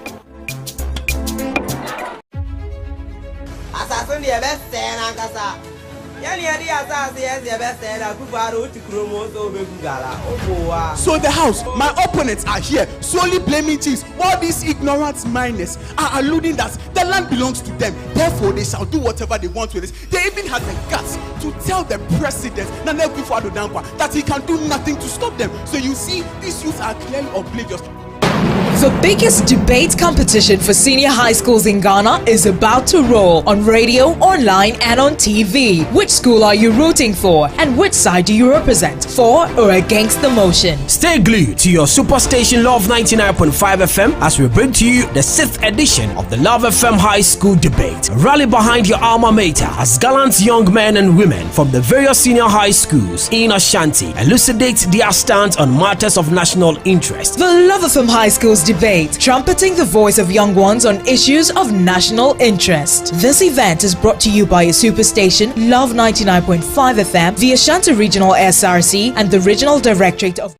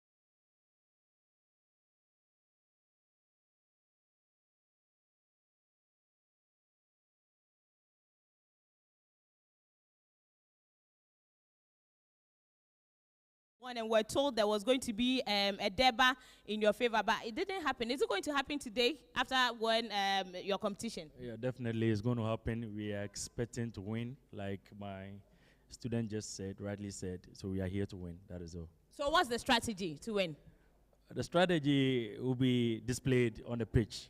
We don't talk much. We work on the pitch. Please share your details with us, your name and who you are. I'm Isaac Kwatin, the SLC patron and the Writers and Debaters Club patron as well. Okay, you heard from Tepa Senior High School. Let's move to Osei Chiche Senior High School. What do you also want to say? But first of all, introduce yourself. I'm Raphael Osei, an EWP for Writers and Debaters Society. I am here to, OKESS, we are coming with heat. We are coming to lift up the banner of Osei Chiche Senior High School. Abi, you brought your handkerchiefs because you are living with tears. Indeed, look into my eyes. W-I-N, win. Okay, let me speak to your patron finally, and we'll move to Uncle David in the auditorium. Please draw closer to me. Let's have this conversation with you. You guys said you are going to make Tepa cry. Why? You see, horses and chariots are prepared for battle, but victory cometh from the Lord. We are the owners of this kingdom, the first senior high school in Ashanti region, the school of His Royal Majesty Otu Fosse II. We are here for glory. Okay, so let's go to the auditorium now and see what these schools are made of. My name is Patricia. Thank you very much, ladies and gentlemen. It is day 2 and contest 4 for the Love FM Pepsodent High School Debate for the year 2024. Great test! Great test! Great test! Those are voices of students from Tepa Senior High School. Ahenema! Ahenema! Ahenema! And those are voices of students from Osei Chiche Senior High School. Ladies and gentlemen, thanks very much for joining us on television, on Joy Prime, and of course on Joy Learning. Many thanks to you for joining us on Love 99.5 FM on radio. Thanks to you for joining us on Facebook on LUV 99.5 FM as well. On behalf of Love 99.5, we welcome you one more time to the 2024 edition of the Love FM High School Debate. If you're excited to be in this auditorium and to be a part of the debate, please put your hands together and make some noise. A big thank you to the Ashanti Regional, SRC, the GES Ashanti, and of course, CHAS. Many thanks to this very beautiful hosts of ours. We're talking about the Christian Service University. Thanks very much for the support. We're saying a big thank you to our main sponsors and, of course, our proud sponsor, Pepsodent Cavity Fighter, Jackson University College, Big O, Cowbell, and the Christian Service University. Without wasting much time, ladies and gentlemen, you already know the drill. The accurate timekeeper is still seated. Now, if you're 3 minutes to go on your time, Mr. Accurate Timekeeper, what will you do? Okay. I was praising him a while ago. Now we're good to go. So that's what you would hear if you have 3 more minutes to go on your time. Now, if your time is entirely up, this is what you will hear. Now, you've already been told by the judges that, listen, when you hear your bell ring that you have been belled out, that your time is up, stop debating, stop speaking. I pray that is clear. Again, for you debaters, that is Tepa Senior High School, and of course, Osei Chiche. To your debaters, I will not be coming on stage like I used to do last year or the year before then. If your on the opposing side is done, just stand up, whether you're the principal or the supporting speaker, just get up, grab the microphone, and continue with the debate. It's as simple as that. Now, if you're ready, it's now time for us to hear the anthems of both schools, after which we would invite the debaters to take their seats, mount the podium, and of course, grab the microphone when it's their turn, and debate.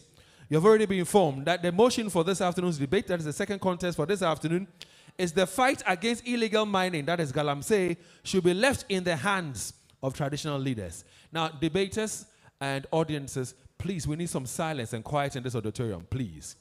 Thank you very much. Greatest. Greatest. Greatest. I like that combination of bass and treble in your voices. Please stand. Please stand. All mobile phones should be put on silent or vibrate. All mobile phones. Thank you very much. Now, I've asked you to stand because I want you to sing for us your school anthem. All right? Sing for us your school anthem. Like you know how we always ask you to do it. Sing it with pride. Sing it with joy. Let's get to know that you are proud of the school you attend. Can you do that for me? Yes. Sure. So if you're ready on 2, Collins. Okay, this time around, I'll free you. So if you're ready, great test on 3. 1, 2, go. All O greatest, arise. We hail you, the stars of Tepa man. Arise, O greatest, arise. We hail you, the stars of Tepa man. On we go, no turning back. We shall uphold and defend the motherland. Great gallant men, the victory is our goal. Us was and the tall of our pioneers not leave. Greatest. On we go, no turning back. We shall uphold and defend the motherland. Great gallant men, the victory is our goal. Us was done through the blood and the tall of our pioneers long live. Greatest. Yes, let us rise, and with one spirit, let us keep the vision alive. Let us strive to fight and make greater, strong, and proud. Yes, let us rise, and with one spirit, let us keep the vision alive. Let us strive to fight and make greater, strong, and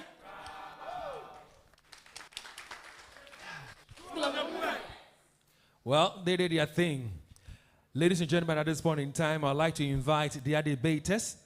And as the debaters mount the podium or get onto the stage to take their seats, you need to welcome them in a very special way. So with a round of applause and with some noise making, ladies and gentlemen, Principal Speaker for Tepa Senior High School is Matilda Mensah J, supported by John Kweku Afram. All right. All right. Greatest. Greatest. Greatest. Greatest. Greatest. All right. So take your seats. Thanks very much. Ahenma. What's your madam pa? Ahenma. Ahenma. Please stand. I'll be watching students from OKESS Senior High School who do not know how to sing their school anthem, and I'll be reporting you to the headmaster. So your music teacher will sit you down and teach you how to sing your school anthem. Do you know how to sing your school anthem? All of you. Who amongst you will be singing in bass? Bass people, raise your hands. Tenor people, raise your hands. Auto. Obian two bass, obian two tenor. Let's see how you people will do. Collins, are you ready? All right, so OKESS, if you're ready on 3, 1, 2, go. OKESS, students, teachers, and workers, stand up and up, hold it tight, the OKESS, stand up, hold it tight, the OKESS, and shine wherever you may be, and shine wherever you may be. OKESS, workers, students and teachers, work hard and harder. Uphold and lift high the OKESS banner and shine wherever you may be, and shine wherever you may be. OKESS teachers, workers and students, aim high, aim high, aim high and higher. Uphold and lift high the OKESS banner and shine wherever you may be, and shine wherever you may be. OKESS masters, students and workers, may Lord, may Lord, may Lord and Lord uphold and defend the OKESS banner and shine wherever you may be, and shine wherever you may be. Ahenma. The school anthem of OKESS Senior High School just gone by. Let's welcome their debaters as well. Principal Speaker is Alvin Tutu Osei, ably supported by Derek Dakwa Pia. And there they are. Ahenma. Ahenima. Okay, so we're still live on television on Joy Prime and Joy Learning, live on radio on Love 99.5. We're on Facebook on Love 99.5. Follow us on X. We're on YouTube. We're on TikTok. We're on all the social media platforms. Ladies and gentlemen, it's now time for Contest 4 in Day 2 of the 2024 edition of the Love FM Pep High School Debate. At this point in time, the debaters have already taken their seats. The motion for the debate is the fight against illegal mining, that is Galamsey, should be left in the hands of traditional leaders. Tepa Senior High School, therefore, the motion. Osei Senior High School is against the motion. So let's go to Tepa Senior High School. Call on their principal speaker, Matilda Mensah J, to set the ball rolling. Show us some love.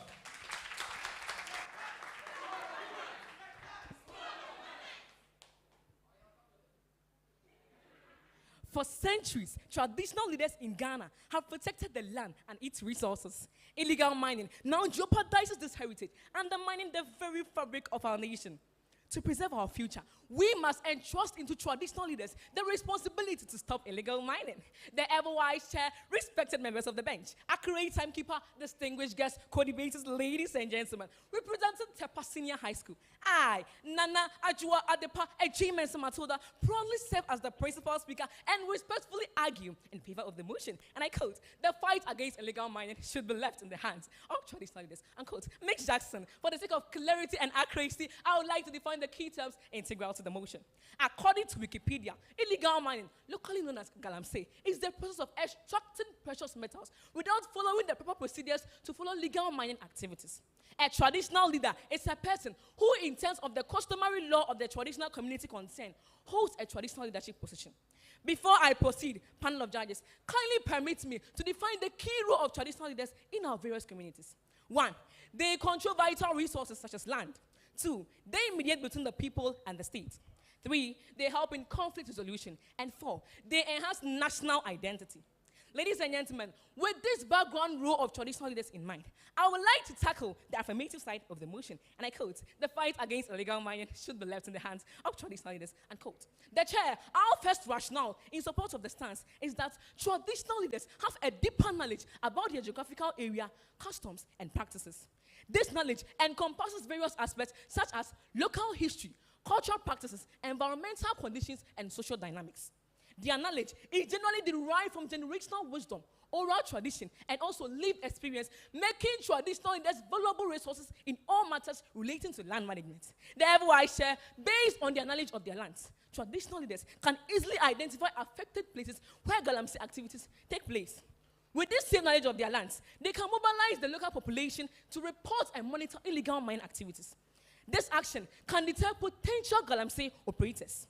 With their knowledge of their lands, traditional leaders can use their position and influence to mobilize the local population and educate them about the cultural and environmental effects of illegal mining. Having this knowledge about their lands, who do you think, ladies and gentlemen, is the right person to fight illegal mining? No wonder several calls have been made by His Royal Majesty Otumfuo Osei II on the need to involve traditional leaders in the fight against illegal mining. He even went on to suggest that traditional leaders must be involved in the process of issuing mining permits. Therefore, I say His Royal Majesty said this because he really understands the key role of traditional leaders in this fight against illegal mining. After his suggestion, the former president, John Dramani Mahama, called on the government to involve the chiefs in this fight against illegal mining. Osajifo Dr. Kwame Nkrumah said that minerals are vested in the president based on the constitution. But we all know that gold is vested in the soil, and the traditional leaders are in charge of the soil. So the question is, who is who? In 2017, the president of Ghana declared war on Galamsey with the deployment of security forces across the country, thinking that neglecting these traditional leaders and also using the security forces will help stop the situation. But what are we seeing? He has realized his mistakes and has withdrawn these forces and is not looking for a collaborative measure to stop this menace. He stated that about 80% of the lands belong to traditional leaders, so they should help him in this fight. Moreover, the chair, traditional leaders have community trust and influence. Before a traditional leader is installed, the community makes sure they find somebody who they can trust and somebody who will have positive influence upon their lives. Therefore, there is no argument with regards to traditional influence in our various communities. A traditional leader can mobilize resources and people to complement the fight against illegal mining. When there is trust, there is community cooperation. And when there is trust, effective leadership is seen. That trust in leadership promotes respect for rules and regulations. When a traditional leader is seen as fair and has the interests of the people at heart, they all rally behind him. In a recent report by Ghana Web, residents of Christian Huni Valley embarked on a campaign to destroy all the mine equipment belonging to illegal miners. It is not surprising that this action was supported by the chief of Christian Huni Valley, Nana Ensawapra IV, and his sub-chiefs. My opponents, if you really want to know how influential chiefs are, come to their endeavors, flout their rules, and you see what it becomes of you. You will not be surprised. Based on the trust and influence that chiefs have, the defense minister, Dominic Nitiwo, has thrown his weight behind traditional leaders to stop illegal mining. Just in 2 months. My opponents, I hope you have realized the kind of respect the Ashantis are called Otun for, the head of your school, right? Can you imagine how it would be if he charges all the Ashantis to stop galamsey? I don't even think you've thought of that. The chair, traditional leaders are endowed in effective conflict resolution skills. Traditional leaders often serve as skilled mediators capable of resolving conflicts that arise from land use and mine activities. They serve as skilled mediators between various parties, such as illegal miners, local dynamics, and cultural context. My opponents can recount in 2016 when illegal miners invaded the Obuasi gold mine. According to Herald Graphics, Tontokrom residents clashed with the Asanko mines, leading to the death of 3 persons. These issues were later laid at the doorstep of traditional leaders after the government's intervention proved no results.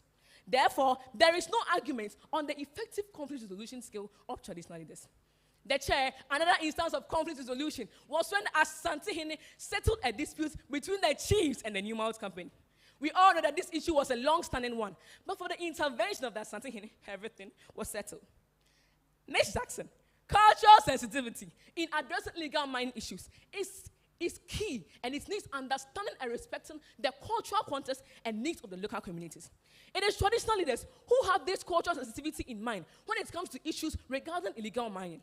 When it comes to illegal mining issues, traditional leaders engage local communities in dialogues, engaging in illegal mining activities. This includes understanding the cultural values, traditions, economic needs, and involving them in decision-making processes. Panel of judges, another instance of cultural sensitivity has to do with respect for the rights of the indigenous people in the community. It is only traditional leaders who understand the rights of the land and the sovereignty of the people. Therefore, it is imperative to regard traditional leaders in issues regarding illegal mining. Now to my last point, community-based enforcement. Traditional leaders can mobilize community members to participate in monitoring and enforcement efforts, creating grassroots network to oversee the menace of illegal mining. According to City News, Sabronom traditional leaders formed a local vigilance committee to oversee this menace of illegal mining, thereby reporting all illegal mining activities. With this local vigilance committee, it is always on board, unlike the presence of the police and the military, who come and go at the economic expense of the country, yet we see nothing. Whilst in 2017, the president of Ghana launched the Operation Vanguard to curb this menace of illegal mining. Do you know what happened? This operation cost the country a whopping 2.9 million cedis. Ebe, my opponent, which is better?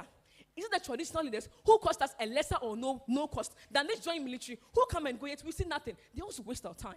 In conclusion, panel of judges, ladies and gentlemen, the fate of our planet and its resources is too important to be left in a single approach or solution. By placing the management of illegal mining in the hands of our traditional leaders, we can unlock a new era of collaboration, conservation, and sustainable development. The ever-wise chair, impartial panel of judges, ladies and gentlemen, let us embrace this vision and work together to create a brighter future for all. Together, we can make a difference and protect the country's resources for the generation to come. Thank you.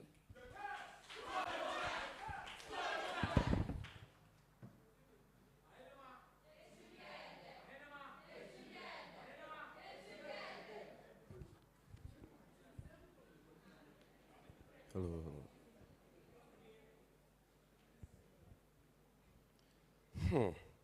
Interesting times ahead.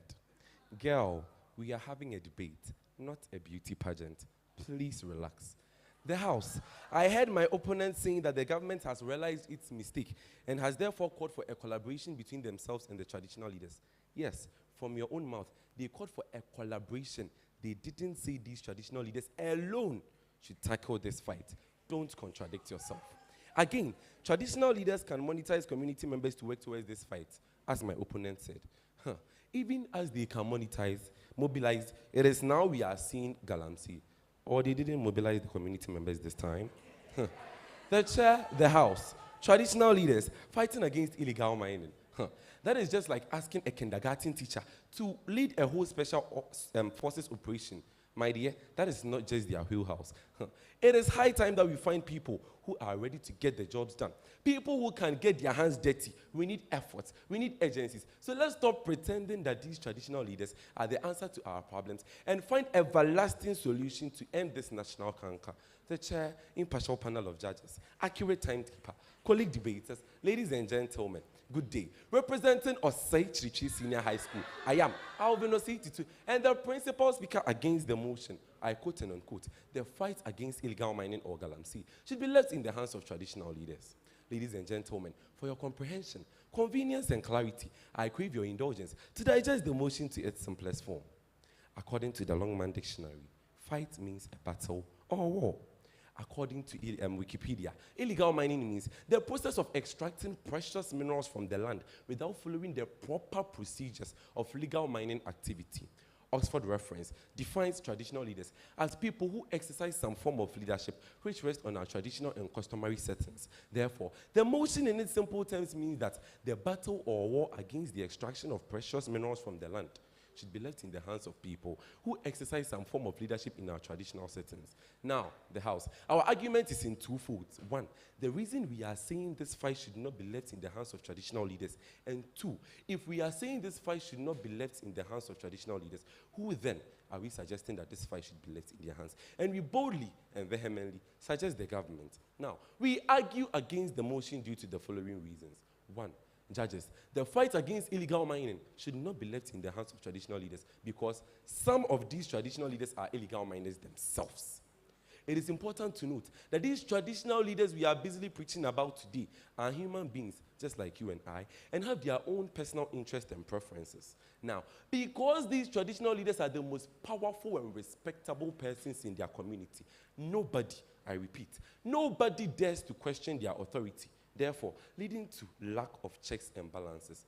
Judges, it will interest you to know that people living in these communities are fully aware of the unscrupulous behaviors of our traditional leaders, but prefer to grieve in silence or in the name of nobody watches the watchman. And that is why My Joy Online found the need to reveal to us the arrest of the chief of Seshi Elibo and his brother over engaging themselves in illegal mining. Now, even multimedia has seen, we have all seen what our traditional leaders are doing. So my opponents, tell us to leave this fight against Galamsey into the hands of our traditional leaders and show us how hypocritic you could be. Secondly, the chair, the fight against illegal mining or Galamsey should not be left in the hands of traditional leaders because their judicial system is very free and lenient, thereby bringing no deterrence in engagement in illegal mining. We can all attest to the fact that the judicial system of our traditional leaders is not one of the best as compared to the government. Yes, the punishment traditional leaders give to people who offend in our localities are just mere banishment, offerings of sacrifices, amongst others. But the government has access to the court to prosecute and mete out strong penalties for people who engage themselves in illegal mining. Now, Ministry of Information, Ghana, said, when the president of Ghana, Nana Addo Dankwa Akufo-Addo, said, and I quote, "We are talking about a minimum of 15 years here and a maximum of 25 years for people who involve themselves in illegal mining. We have also increased the sentence for people who come from outside to mine in the country." Unquote. Now, even the Legal and Mineral Mining Act Amendment 299, Act 995, states and gives power to the government to also prosecute illegal mining. Judges, with this, only a person with an unstable mental health will involve themselves in illegal mining just to spend all these years in prison. For I know that nobody born of a woman will choose a rough life over luxury. So my opponent, leaving this fight in the hands of our traditional leaders is just a blow below the belt. Thirdly, Madam Jackson, is that this fight should not be left in the hands of our traditional leaders because they have limited resources. I mean, limited financial resources. you know that the fight against galamsey requires monies to combat it effectively. Let's not forget that these traditional leaders do not receive taxes, as in the case of the government. Now, these little fundings these traditional leaders receive from their subjects in the form of royalties are all channeled to issues surrounding the palace and sometimes minor developmental projects like providing community toilets, what we call she team, to people living in countries like Tepa who can't get these. Now, my opponent, I would like to ask you a question. Must these monies be used to tackle galamsey when even the basic needs of the people have not been provided? I beg to differ. Now, evidence. The Asante Hene Otumfuo to the second set, when addressing stakeholders, and I quote, he urged these stakeholders, I mean these chiefs, to serve as supervisors of all government projects. Now, even Otumfuo to the second himself is saying that these chiefs should serve as supervisors because he knows that the fight against galamsey is beyond their power, much less you, my opponents from Tepa Senior High School. Judges, let's please not leave this fight against galamsey into the hands of our traditional leaders. And let's save our lands and water bodies from this criminal. Now, to my fourth point in the chair, the fight against illegal mining should not be left in the hands of traditional leaders because a collaborative effort would be more effective to combat illegal mining effectively. Yes, we are all aware that a collaboration between the government and traditional leaders would be the best way to tackle illegal mining. Now, as the government is bringing enforcement power, technological capabilities, and policies, these traditional leaders can also offer ultimate knowledge on their lands, communities, and resources. Mind you, this fusion of resources would be the best way to curb illegal mining. Now, Achema Agogohene said, when addressing stakeholders, that all the chiefs around his suburbs should collaborate with the government so they fight against illegal mining. My opponent, the people you are here fighting for are also somewhere fighting for support. Please play your cards well. Finally, the House, to my fifth and favorite point, is the fact that the fight against illegal mining should not be left in the hands of our traditional leaders because there will definitely be lack of transparency and accountability. Yes, if we are eager to fight against this national canker, we need money, we need time, we need people. So if my opponents are telling us to leave this fight against galamsey into the hands of our traditional leaders, then I would want to ask them, are you the ones going to seek accounts? Are you the ones going to make sure that these traditional leaders have recruited the right personnel? And even, are you going to monitor the sending and receiving of payment? I think their feathers are too high to do this. Simple. Now, the chief of Manse recruited 9 people to work or mine illegally on his own land without the notice of even a soul because he is a chief and he has resources to cover up for himself. Ladies and gentlemen, let's please not leave the fight against galamsey into our traditional leaders because these people, not all of them do, have hidden intentions to mine because the popular Akan saying goes, and I quote, Obi anywhere literally, nobody would follow one when there is a 10. So the House, please rally behind our backs. Let's say no to this campaign because the fight against illegal mining would be best tackled when the government collaborates with the traditional leaders. I rest my case.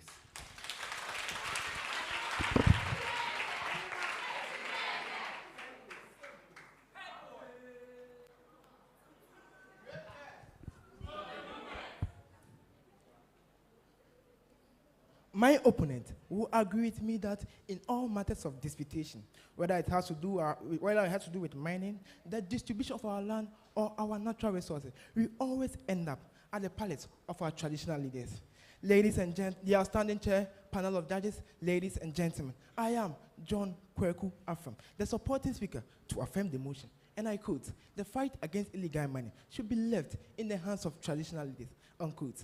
Ladies and gentlemen, as we delve into this crucial issue, it becomes evident that traditional leaders play an important role in safeguarding our environment, securing the well-being of our community.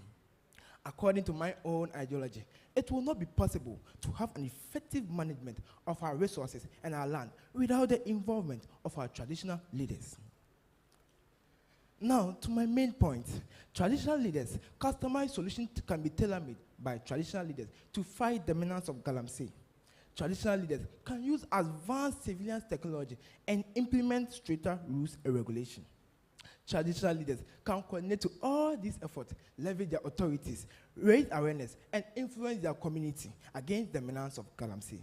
The chair, traditional leaders can even go extra mile to develop partnership with NGOs and government policies against illegal mining. The chair, another rationale to affirm this motion is that traditional leaders ensure local government integration. My opponents were talking about transparency.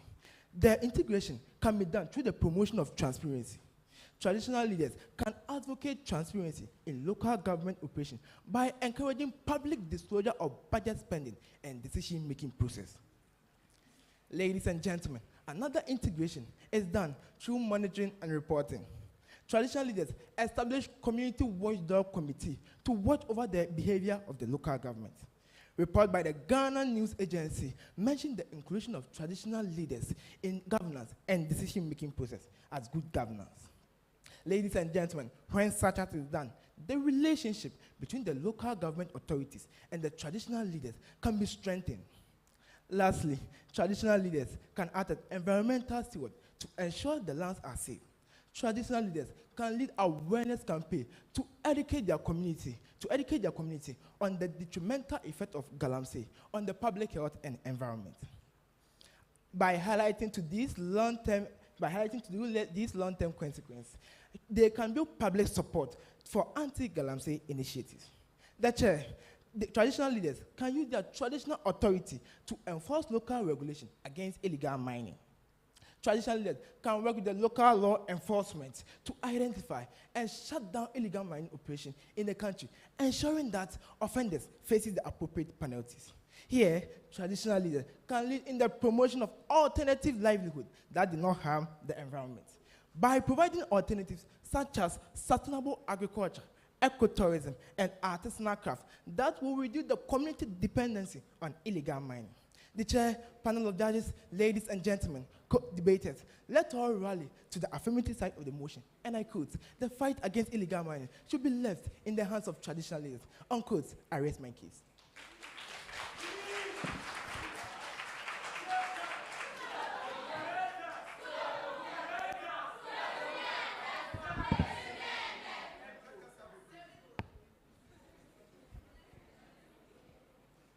Fighting for traditional leaders. Well, Nana or Hema Ayiko. Like, seriously, leaving the fight against Galamsey in the hands of traditional leaders. This is not far from leaving a fox to guide a hen house. It's given conflict of interest vibes, and I'm afraid I'm not interested. So if you would excuse me, most vulnerable chair, otherwise an impartial panel of judges, accurate timekeeper, colleague debaters, ladies and gentlemen, good day.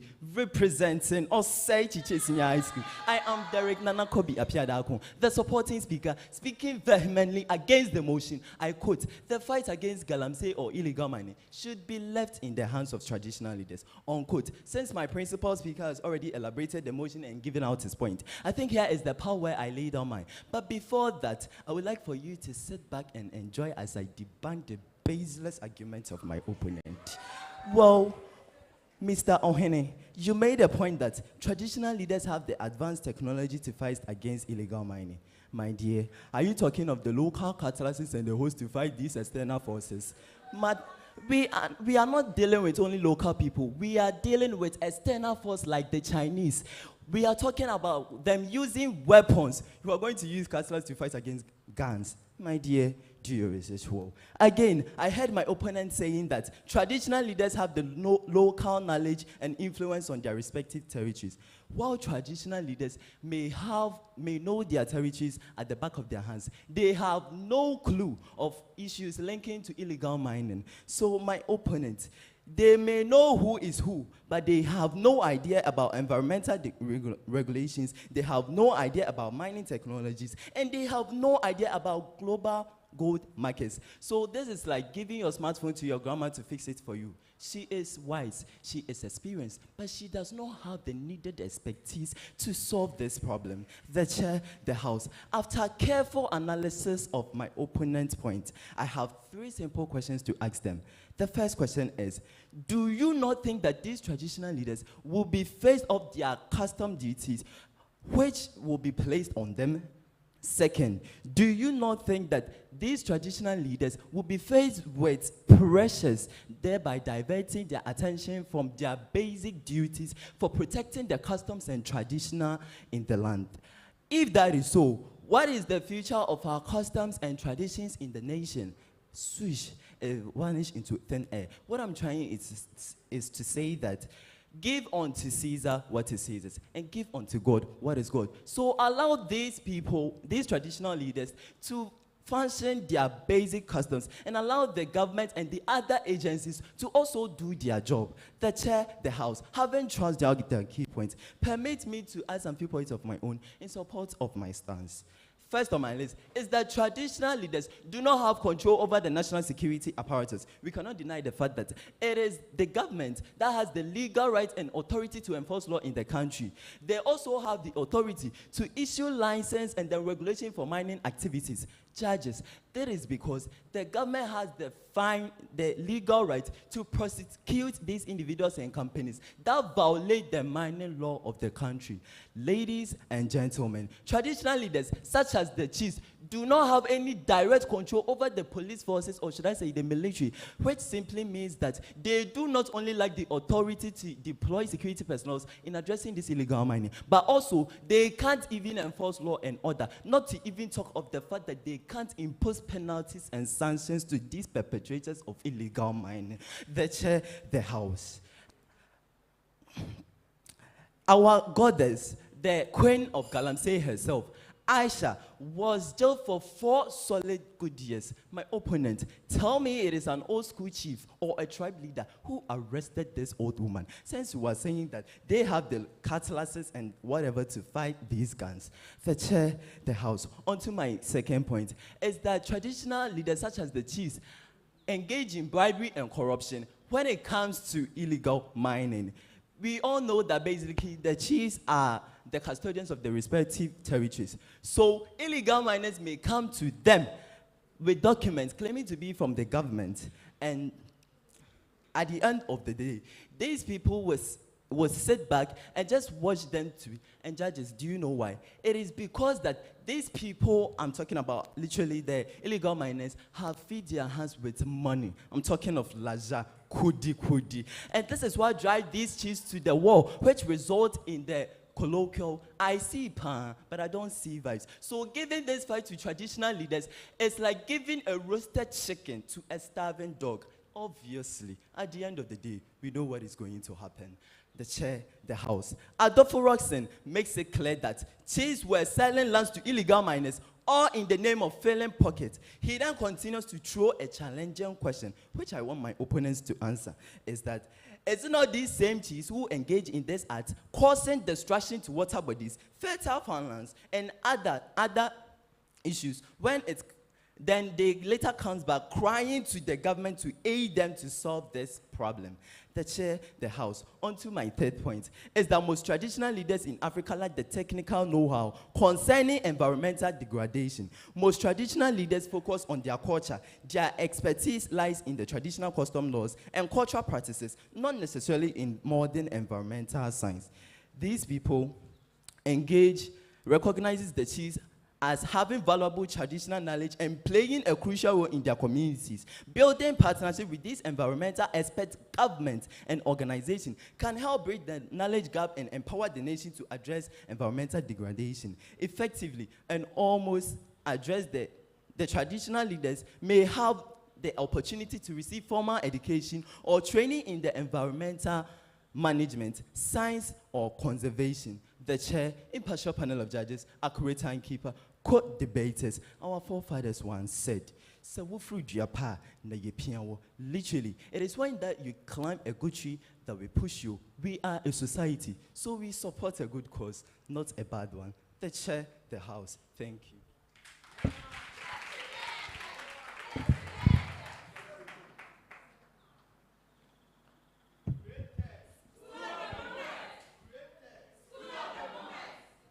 the ever-wise chair, panel of judges, all the protocols duly observed. I have mounted this podium again to give a summary of the cogent points my supporting speaker and I raised in favor of the motion. And I quote, the fight against illegal mining should be left in the hands of traditional leaders, unquote. We argue that, 1, they have a deeper knowledge of their geographical area. 2, traditional leaders have community trust and influence. 3, they have effective conflict resolution skills to curb illegal mining. 4, cultural sensitivity of the traditional leaders help in combating illegal mining. 5, community-based enforcement by traditional leaders. 6, provision of customized solution by traditional authorities. 7, traditional leaders ensure local government integration. And 8, traditional leaders can act as environmental stewards. Before I resume my seat, kindly permit me to rebut some fallacious assertions made by my opponent. Well, they talked about corruption. We all know that traditional leaders receive royalties and the government receive taxes. The last time I went to Duka on a thing and I saw how the illegal miners were comfortably working whilst the soldiers were around. But these soldiers are paid by the government to go and stop illegal mining. Yet still, they are there and they are doing illegal mining comfortably as if they are not paid. Talking about corruption, my opponent, you talked about corruption.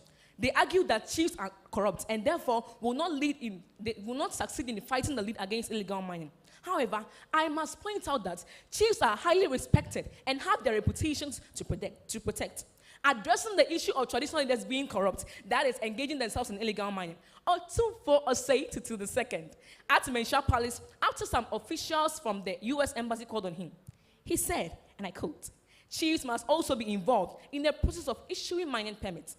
The failure to involve chiefs in such processes forces them to engage in illegal mining, thus jeopardizing the fight, unquote. This was also reiterated by Nana Addo Dankwa Akufo-Addo. So my opponent, I hope Otumfuo's answer addresses your accusations of corruption by traditional leaders. Regarding the government's own issue of corruption, the least said about it, the better. Joy News covered an interview with Honorable Kennedy Ejapon. He's a government official, right? And he indicated how corrupt Operation Vanguard was.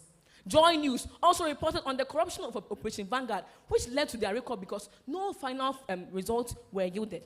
My opponent, we paid these taxes to the government, and this Operation Vanguard to curb illegal mining cost us, I told you that it cost us 2.9 million cedis, but we saw nothing. Let me continue. According to City News, Professor Frimpong Boateng indicated how he was removed from office because some MPP officials wanted him out due to the good work he was doing against illegal mining. Moreover, former presidential staffer and secretary to Interministerial Committee of Illegal Mining, Charles Bissiu, withdrew from the government due to his involvement in corrupt activities relating to illegal mining activities. So don't mention chiefs. It is always government officials who do that. Now, talking about lack of expertise. Regarding the lack of expertise in regulating illegal mining, our traditional leaders have the local knowledge and expertise on land use, topography, and the minerals in the land based on ancestral history. They also have the moral authority over the land. Not all traditional leaders are uneducated, my opponent. I hope you know that. Because the modern trend of chieftaincy in Ghana has attracted scholars from various fields of study to take traditional leadership roles. Even with government appointments, it's not about your area of study, it's about your competency. Let me remind you that Honorable Samuel Jinapo, the Minister of Lands and Natural Resources, is a seasoned lawyer. He's a lawyer, not a geologist or an engineer. Yet, look at how he's having a good impact in addressing illegal mining challenges. Paramount chief in today's era are well educated. Otumfuo Osei Tutu II has a doctorate degree in education from the University of East London. And Ochihene Amotio Foripenyi has a degree in political science and administration from the University of Ghana. These facts show that chiefs do not lack the experience to handle illegal mining matters in their communities. Talking about lack of resources. As for the lack of resources, while chiefs may face resource challenges, their influence, moral authority, and community connection are still powerful tools to fight against corruption. Chiefs can serve as role models and advocate for integrity, setting positive examples through their actions and decisions. Additionally, chiefs can collaborate with institutions to identify and address the manners of galamsey in Ghana. My opponent, I hope this serves you right. Thank you.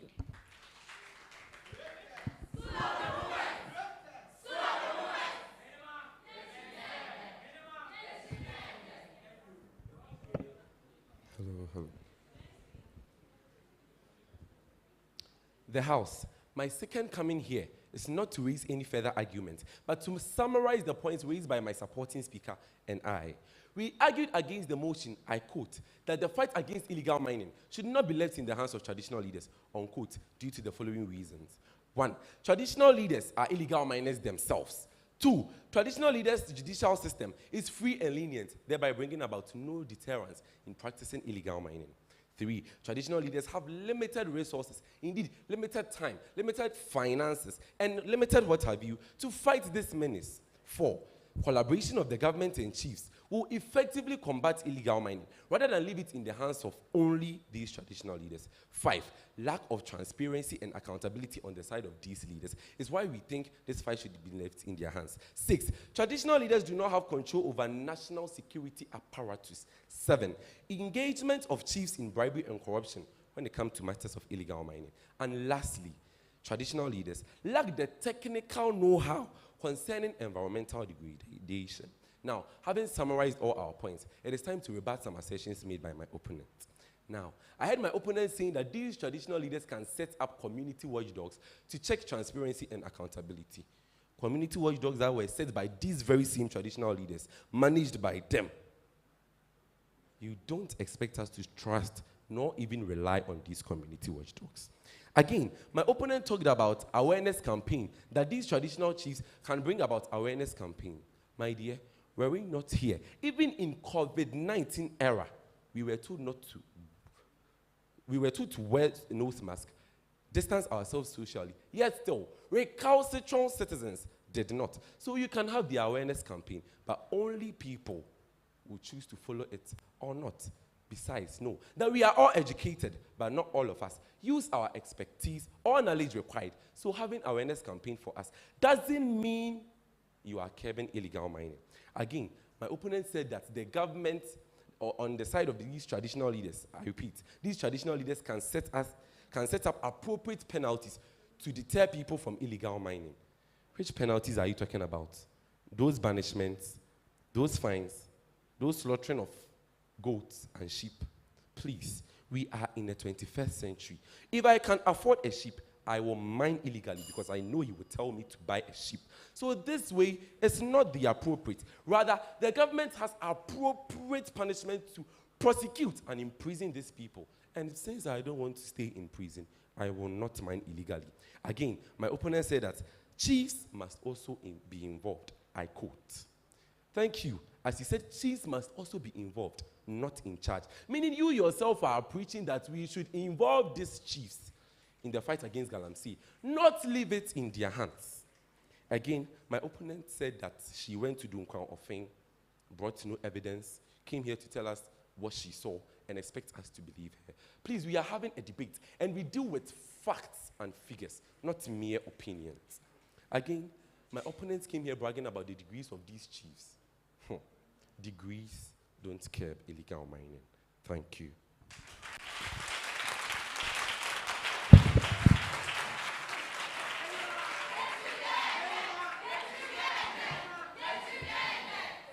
So looking across the faces of all these wonderful students in this beautiful auditorium, beaming with smiles and whispering and making all forms of gestures, I'm confident to say that it's been worth your while and that you've enjoyed your afternoon with us. If I'm right, if I'm correct, please put your hands together for the debaters. And I'm very sure that they've done your schools proud. In no time, the results will be ready. I'll have the singular honor to announce them. But one more time, let's say a big thank you to Matilda, Mensai J, and John Kweku Afram of Tepa Senior High School. Greatest! Greatest! Let's also say a big thank you to Osetutu Alvin and Apia Dako Derek from Osetree Senior High School. All right, so I know that some of you are very eager to get to know what people are saying on social media, right? You want to know what people are saying? All right, so the lady to my left, is she there? Yes, she is. Her name is Rebecca Maurer, and of course, she's on Waves on Love 99.5. Anytime you're home on vacation, if you're a day student, listen to her after the midday news, and you love to listen to radio each and every time she's on air. To my right is a lady who assists in many ways on the show. Now, not chubby, but she's amazing as well. Patricia Amabonsu, what do you have for us this afternoon right now? Sure, David, thank you so much. And we'd still like to say thank you to some companies who are supporting us here on the 6th edition of the Love FM Pep Student High School Debate. And let's say thank you to Tradewinds Chemists. They are the producers of the most effective anti-malarial drug on the market, which is Tramatem. Now, Tramatem is an artemisinin-based combination product. It contains artemether and lumefantrine. Now, the 24 blister pack of Tramatem is a 6-dose full course treatment, endorsed, of course, and approved by the FDA. Consult your doctor if you take it, and after 3 days, you are still seeing symptoms. We'd also like to say a big thank you to Super Lovec phones. You can buy or order your phones, tablets, and all other mobile devices via our Play Store app or from our website, www.superlovec.com, and enjoy a discount of up to 50%. Super Lovec phones gives you a free glass protector with every purchase. You can locate Super Lovec phones at Asafo, opposite the VIP station, Adum PZ, Sofo Line, Tech Junction, and Kiditia, between Opportunity Bank and MTN. DBS, we say roofing Papa Fie. Yes, your reputable name in quality roofing is here with goodies and the best deals for everyone in the construction industry. New and existing customers will enjoy a massive discount on Alizing roofing sheets from today going. Visit our offices today in Kumasi and Accra for free estimates. Every child with a good future depends on the foundation laid by their parents. Are you a school or parents looking for quality NACA and GES approved English, science, mathematics, and computing books for your wards? Then Best Brain Publication has got you covered. We produce all subject books for children at crèche, nursery, kindergarten, and primary level. Locate Best Brain Publications at Pankrono. Best Brain Publications, securing tomorrow's academic well-being today. Well, before I continue, I think we would like to give Becca a very good look. Everybody, please look at her from head to toe. Please give us a 360. Yes, have you all seen how beautiful she's looking? Yes, it is thanks to Slim and Fit. She was very worried about belly fat. Okay, she was so worried, like, hey, Patricia, look at how I'm, just Ampem. I'm like, Becca, don't worry. I have a secret for you, okay? All you need is to get yourself slim and fit, because of the fact that she had put on weight and she was worried about belly fat. Especially if you're a next mother and you're thinking of how to lose your belly fat, make sure you're going for Slim and Fit. And they have a weight loss supplement that has no side effect. Yes, okay? That's what Slim and Fit gives you. Your ultimate solution is that one. And remember that products have been approved by the FDA. They are purely organic and, of course, have been approved and endorsed by Makunkum of Adum TV, Ohiniri Gifty Auntie, and of course, Rebecca Maro of Love 99.5 FM. And just like that, in a split second, Patricia managed to put all my business out there for all and sundry. I can't wait to get you back on that one. If there's any product out there that increases height, please draw my attention to that. Draw my attention to that product in the main. Well, I'm happy you just regained your confidence thanks to Slim and Fit. Yes, of course. But I would like to say a big thank you to Jamal Soap from Wilma, and lastly, Fortune Low Fat.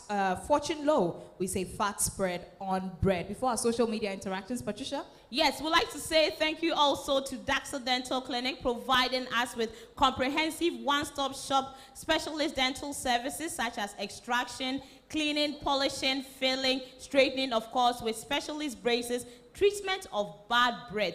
One thing we are so particular about is the fact that you should be able to smell without anybody drawing back, okay? So if you have any issue with halitosis or bad breath, please go to Daxa Dental today. They also offer modern digital x-rays for diagnosis for everyone. We work even on Sundays, and from Sundays we start work from 12 noon to 4 p.m. Locate us at IPT, opposite the first gate of Amstead. We are inside the city-style building, and also at Ahonjo, opposite Latex Foam. Daxa Dental Clinic, we say smile with confidence. And on that note, Obiniem, who is going home? Which school is going home? Okay, which school is going to the main competition? Becca, I don't know what you hear. What did you hear them say? I don't know, but let's find out. So Okay, let's sure, see on what social media. our social media peeps are saying. Kojo Streak says, in the likes of Alvin and Derek, no weapon can function. Kwaku Beko says, I'm really learning something from this debate contest. Kudos to the organizers of Love FM Pep Student HSD. All the best to both schools. Kwame Mickey, our very own brother here, he says, this Alvin guy was here last year and did great too. But I love how the principal speaker of Tepa SHS delivered. Okay, still some comments here. Kobi Coded says, CAS and OKESS to qualify. Then Stein Planche says, check the motion, Tepa can get more points. That's what he's saying there. Still more comments coming here on social media right here. If you are watching us, we are live on Joy Prime and Joy Learning on your multi-TV DJ box. We are live on Radio Love 99.5 FM. King Moisture says, more fire cast for you. Nelson Wilson says, I'm watching you live from Abinchi. Christina Asantua says, heat cast. Shout outs to Becca. Hey, Becca, okay. Someone is question. That's right. That's now, the Joy Amankwa says, cast all the way. And this final one, I'll go to Kweku Beko says, I'm really learning something from this debate contest. Kudos to the organizers of the Love FM Pep Student High School debate, and he's wishing all the 4 schools here success. I wish nobody would go home, but unfortunately, somebody would have to go home. And we would be taking the comments still from social media here. And this one says, who wants to know what the comment here is saying?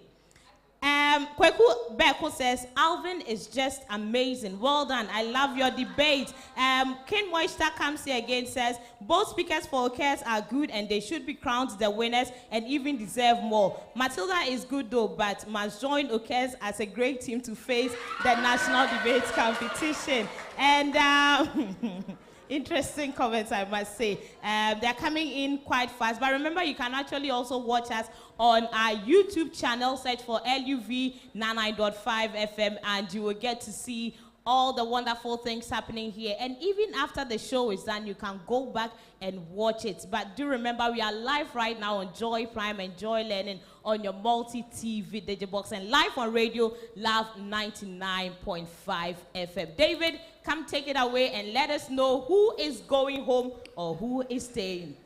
You say who's? I'll be going home after the contest. You'll be going home after the contest. Oh, okay. No, I'll be going home. I see. Where will you be going from here? I brought my pillow. Well, this is a university, you know, so maybe Sure. they'll get you one of the hostels to sleep in. But listen, I think they deserve a round of applause. Don't you agree with me? Pat to my right, Becca to my left. But Pat and Becca, you know, when the debate was ongoing, especially the one on corruption destroys a nation That's more the than first one. civil war. Did you hear one of the debaters say there's corruption even in the bedroom? It's a question I'm asking. Did you hear that? You David, see? David, we are kids. Please. But the kids were debating and they were saying it. Please. Relax. We are below 18. I beg you. Producer, won't you say anything? David. Does corruption go on in your bedroom? Be of your best behavior. I am David. of my best behavior. Put your hands together one more time for me. All right, so at this point in time, you know, we have our debates ambassador with us. She also serves as the chair for the debate. I told you a few things about her a while ago. She's so amazing, ladies and gentlemen. Please show some love for Mrs. Theodosia Jackson. She's got a few words for us. And she loves students. She loves kids like yourself. She's always advising and supporting young ones like yourself. So I'm sure she's got a few words for you by way of advice.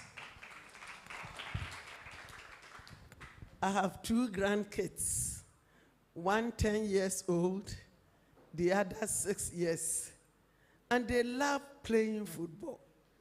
And when you hear the younger one screaming, it means the elder one has scored a goal.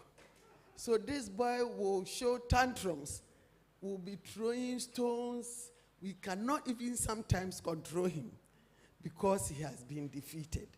So I used to tell him, if you don't want to be defeated, then simply never enter into any competition. Because in any competition, you are either a winner or a loser. In fact, the performances this afternoon is very spectacular. I want us to clap for all our debaters. They have done extremely, very, very well. And as usual, we normally appreciate abroad students, but there are some people behind them who are the teachers. Shall we be upstanding and applaud for the teachers who helped them, gave them the, taught them, and the whole thing is because able teachers who has contributed to help them. Thank you very much, and sit down. I once said that when anybody fails exams, someone has contributed to the failure. But when anybody is successful, it's I who is successful. All of you have done very well. The social media comments are only wishes and wants, but the judges had the rules and the regulations. So what the judges will tell us will be the final. So please, we will take the judges' judgment as the final. Take it in good faith. No one was a loser and no one was a winner, but the judges are going to make the difference. Dave, thank you. They have understood what I want to tell you. Calm down. If you are jubilating, calm down. If you lose, you calm down. And all of us will come down and go back to our homes. God bless you. Oh, I didn't hear an amen to the God bless you. God bless you. Nice one. Ladies and gentlemen, the results are in. And as you're very much aware, this is the preliminary stage of the competition. The main competition will start somewhere next week. So what we keep saying is that we have the 4 seeded schools in the defending champions, Prempeh College in Asanteman, in TIMAS, and of course, Presby Bompata. Now, in today's contest, the losing school or one losing school with the best results can also qualify to the main contest, but that will be in time, all right? The very first contest, as we witnessed, was between Afua Kobi Senior High School and Anglican Senior High School. Now the results. I will start with Afua Kobi Senior High School. As you're very much aware, we have 3 judges, and per scoring, we would either have a unanimous decision. A unanimous decision means that all 3 judges, pronounce that a particular school has won, or we would have a unanimous decision, all right? So it's either 3 judges or a majority decision, let me put it that way. So the majority decision is where 2 judges out of the 3 say a particular school has won, then that is a majority decision. Unanimous means all 3 judges score for a particular school. The results for today is a unanimous one. It means that all 3 judges scored for that school. So if you could be Senior High School, when it came to organization and clarity, Judge 1 scored 25, Judge 2 scored 20, Judge 3 scored for you 27. So 25, 20, 27 amounts to 72. Let's now talk about argument and development. Judge 1 scored for you, Afua Kobi, 23, Judge 2 scored 19, Judge 3 scored 24, put together is 66. So 23, 19, 24 is 66. Effective use of rebuttal. Judge 1 scored 7, Judge 2, 9, Judge 3, 6, 7, 9, 6 is 22. Presentation style. There was some scoring as well. Interestingly, Judge 1 scored 11, Judge 2 scored 11, Judge 3 also scored 11. So 11, 11, 11 amounts to 33. The last one. Role as a particular debater. Judge 1 also scored 7, Judge 2 scored 7, Judge 3 scored 7. That amounts to 21. 7, 7, 7 is 21. So let's put it all together.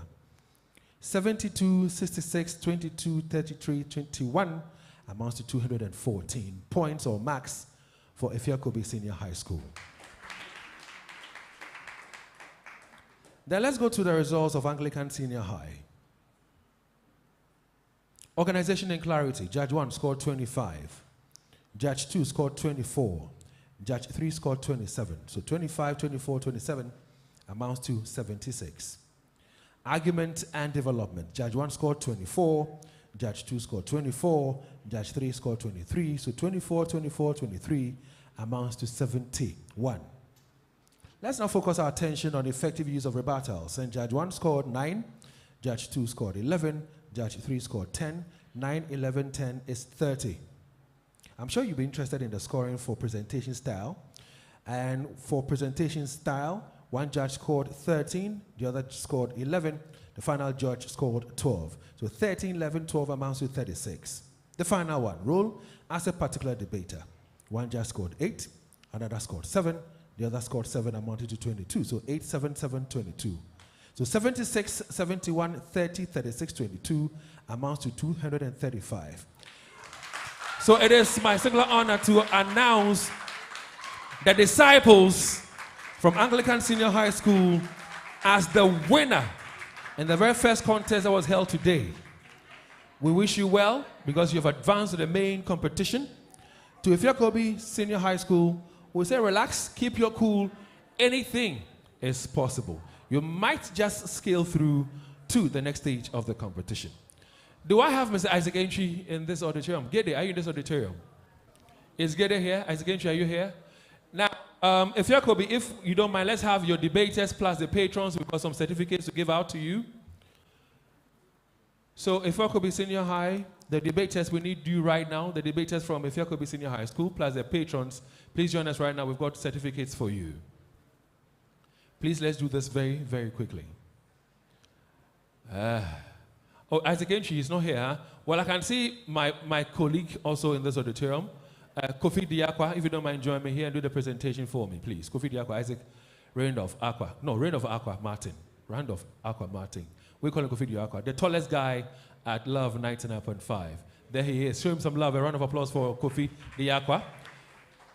Are we having the patrons and the debaters for Afua Kobi Senior High School? If they are here, please. All right.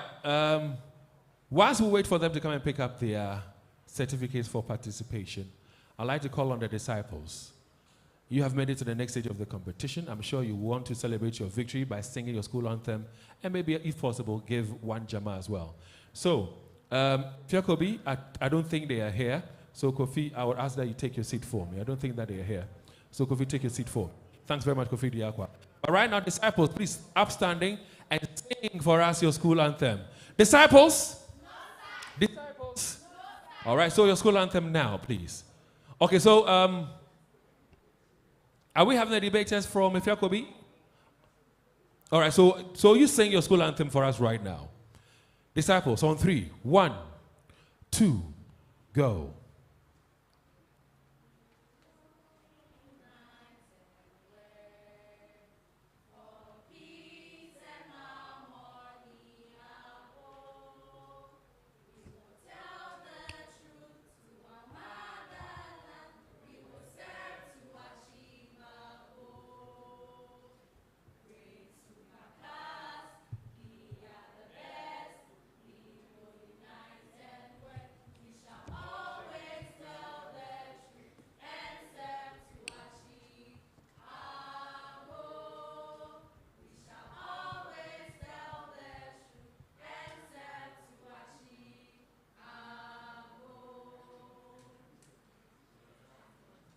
Well, thank you very much, the disciples and those who are students from Anglican Senior High School.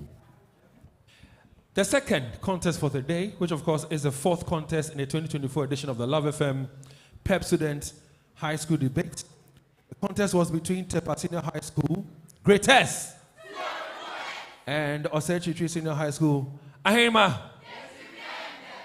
Just like you'll be writing your WASI in no time. And the results will, appear. You hear on radio or somebody will tell you, results now, boo. And some of you, we best show, some of you go searching as to how well you performed and all that. I've got the results for your performance for this afternoon. Now, Tepa Senior High School, they went for the motion. So I'll go through your results first. Same style, same drill. By way of organization and clarity, Judge 1 scored for you, Tepa Senior High School, 23. Judge 2 scored 19. Judge 3 scored 26. That's by way of organization and clarity. 23, 19, 26 amounts to 68. Now let's talk about argument and development. Judge 1 scored 23 for you, Tepa Senior High School. Judge 2 scored 20. Judge 3 scored 23. It amounts to 66. Then effective use of rebuttal. Judge 1 scored for you, Tepa Senior High School, 9. Judge 2 scored 9. Judge 3 also scored 9, amounting to 27. Presentation style, well, Judge 1 scored 12. Judge 2 scored 9. And Judge 3 also scored 12. So 12, 9, 12 amounts to 33. Role as a particular debater. One judge scored 8. Another scored 6. Yet the other scored 7, amounting to 21. That is 8, 6, 7, 21. So let's put your results together. 68, 66, 27, 33, 21 amounts to 215. And that's Senior High School. For OKESS Senior High School, organization and clarity, one of the judges scored for you 25, the other scored 21, and the last judge scored 27. So 25, 21, 27 amounts to 73. Then argument and development. One of the judges scored for OKESS Senior High School 25, the other scored 20, and the other scored 24. So 25, 20, 24 amounts to 69. Then effective use of rebuttal. One of the judges scored for OKESS Senior High School 10, the other scored 11, the final judge scored 11 as well. So 10, 11, 11 amounts to 32. Let's talk about presentation style. One of the judges scored for your school, that's OKESS, 12, the other scored 10, the final judge scored 12. So 12, 10, 12 is 34. Then role as a particular debater, one of the judges scored for OKESS Senior High School 9, the other one scored 6, and the final judge scored 9. So 9, 6, 9 is 24. Same style, let's do the calculation together. 73, 69, 32, 34, 24, 232 points. So OKESS Senior High School, you have qualified for the main competition. We will say congratulations to you, and to Tepa Senior High School, don't feel down at all. You gave your very best, you did very well. Keep your fingers crossed. You might still get the opportunity to be in the main competition. OKESS Senior High School, please stand and sing for us your school anthem. Collins, do they have your school anthem available? Yeah, they can sing it. Okay, Collins says you can sing. So sing it. You have made it to the next stage of the competition. We say congratulations to you. So let's hear you sing on 3. 1, 2, go.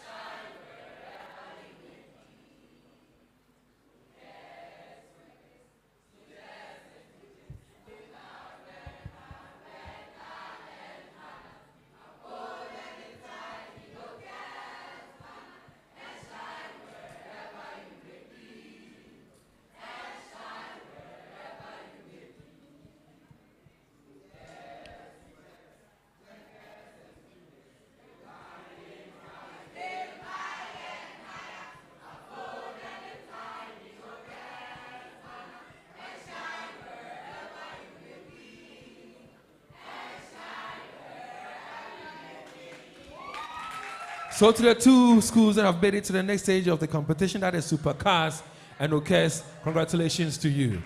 At this point in time, I'll be handing over to Patricia Amabosu. But before we do that, we'll give certificates to Tepa Senior High School. So please join me now.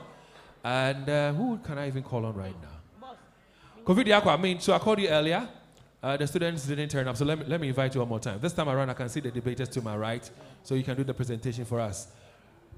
Round of Martin Akwa, a.k.a. Kofi Diakwa. Listen to him on radio on Sundays. And listen, you can find his best, especially when we are outdoor having events.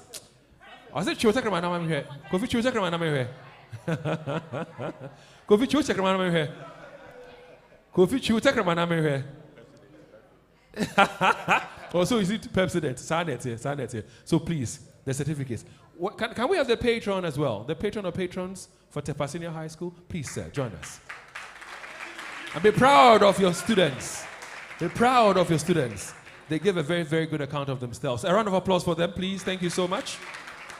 Tomorrow afternoon at 1 p.m., we'll be coming up your way one more time with another competition.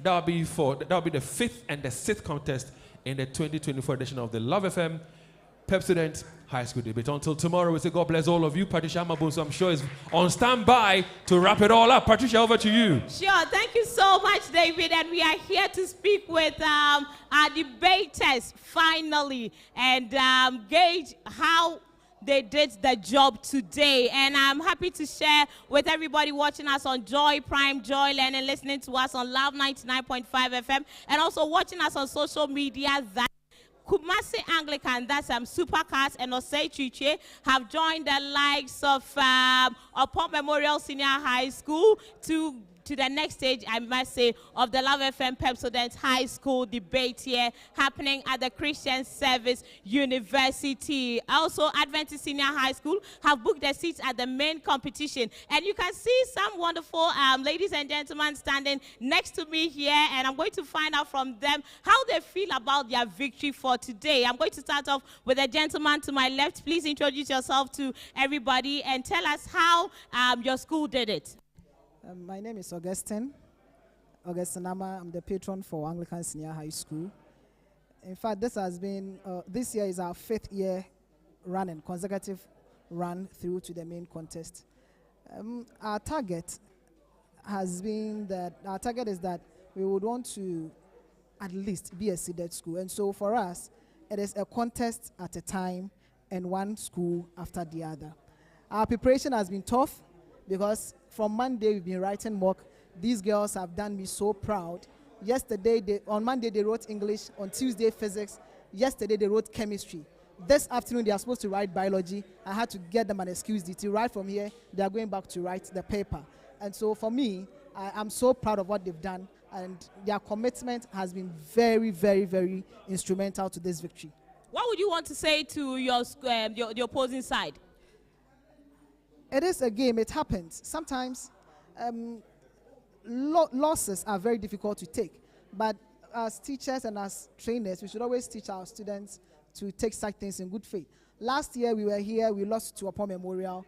Others thought it wasn't supposed to be so, but I had to sack them up. One of my debaters is here. She was informed to them. She broke down, she cried her heart out. I told her, if you really want to laugh, then this year, take every school like your last. And that's what we are doing. Okay, and talking of your students, let me have them join me and have a brief conversation with them. I was having a conversation with you earlier, and you were like, well, it doesn't look like I really did my utmost best. What was really lacking for you, although you've won today? Yes, we've done our best, but just as always, when we do things, there are flaws in it. So we think that we've not done up to the maximum best, and we are going to work on it. So what are you bringing up at the main stage? Just watch out. That's what I would say. Okay, so you heard students from Anglican Senior High School, Supercars, saying that they're going to give off their best, even though they won today's competition. Let me move to the other victors of the day, that is Osei Chiche Senior High School. And Ahenema, are you feeling that Ahenema sense after today's competition? Of course, we are. First of all, I would like to go in the Latin way. We say, Vinimus, Vindimus, Vicimus. We came, we saw, we conquered. See, Casa, I am from. When we met Tepa, they spoke a lot. But I told them that chariots and horses are prepared for battle, but victory cometh from the Lord. I would like to give a special mention to my colleague, Sir Michael. He has done extremely well into our debating students over here. You see, when students are committed to a cause, this is what happens. Our guys are poised for action, and they have given up their maximum best. Just like my colleague from CAS said, we are also writing our mock papers.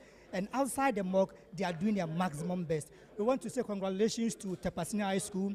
They gave up their best, but that is how the game is. You either win or you lose. So to Tepa and to the school that lot, we say big congratulations. We lost to Asantima last year. We went to a drawing board, we prepared, and here we are again.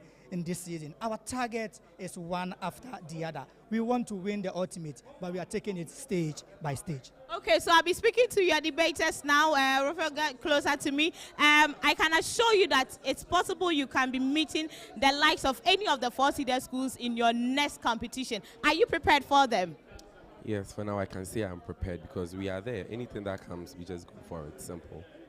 Well, how did you do today? Your own performance, rate it.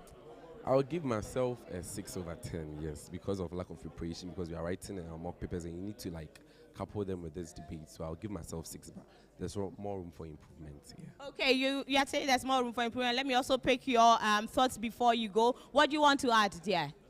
Well, I don't have much to say, but all that I want to say is that this time around, OKESS, we're coming like a hungry tiger, ready to pounce and consume its prey. So I think our next opponent should be really careful. I see. So this is all we have for you today on the 6th edition of the Love FM Pepsodent High School Debates happening here at the Christian Service University in Kumasi. Once again, we'd like to say thank you to the Ghana Education Service. We'd like to say thank you to the Conference of Heads of Assistant Senior High Schools, the Ashanti Regional Students Representative Council, Joy Prime, Joy Learning, and also the Christian Service University. Tomorrow will come your way with another edition right here on the Love FM Pepsodent High Schools Debate. My name is Patricia. Keep watching us on Joy Prime, Joy Learning, on Facebook, on YouTube, listening to us on also Love 99.5 FM, and follow the conversation on social media with the hashtag LUVFMHSD. From all of us here, we'd like to say bye-bye!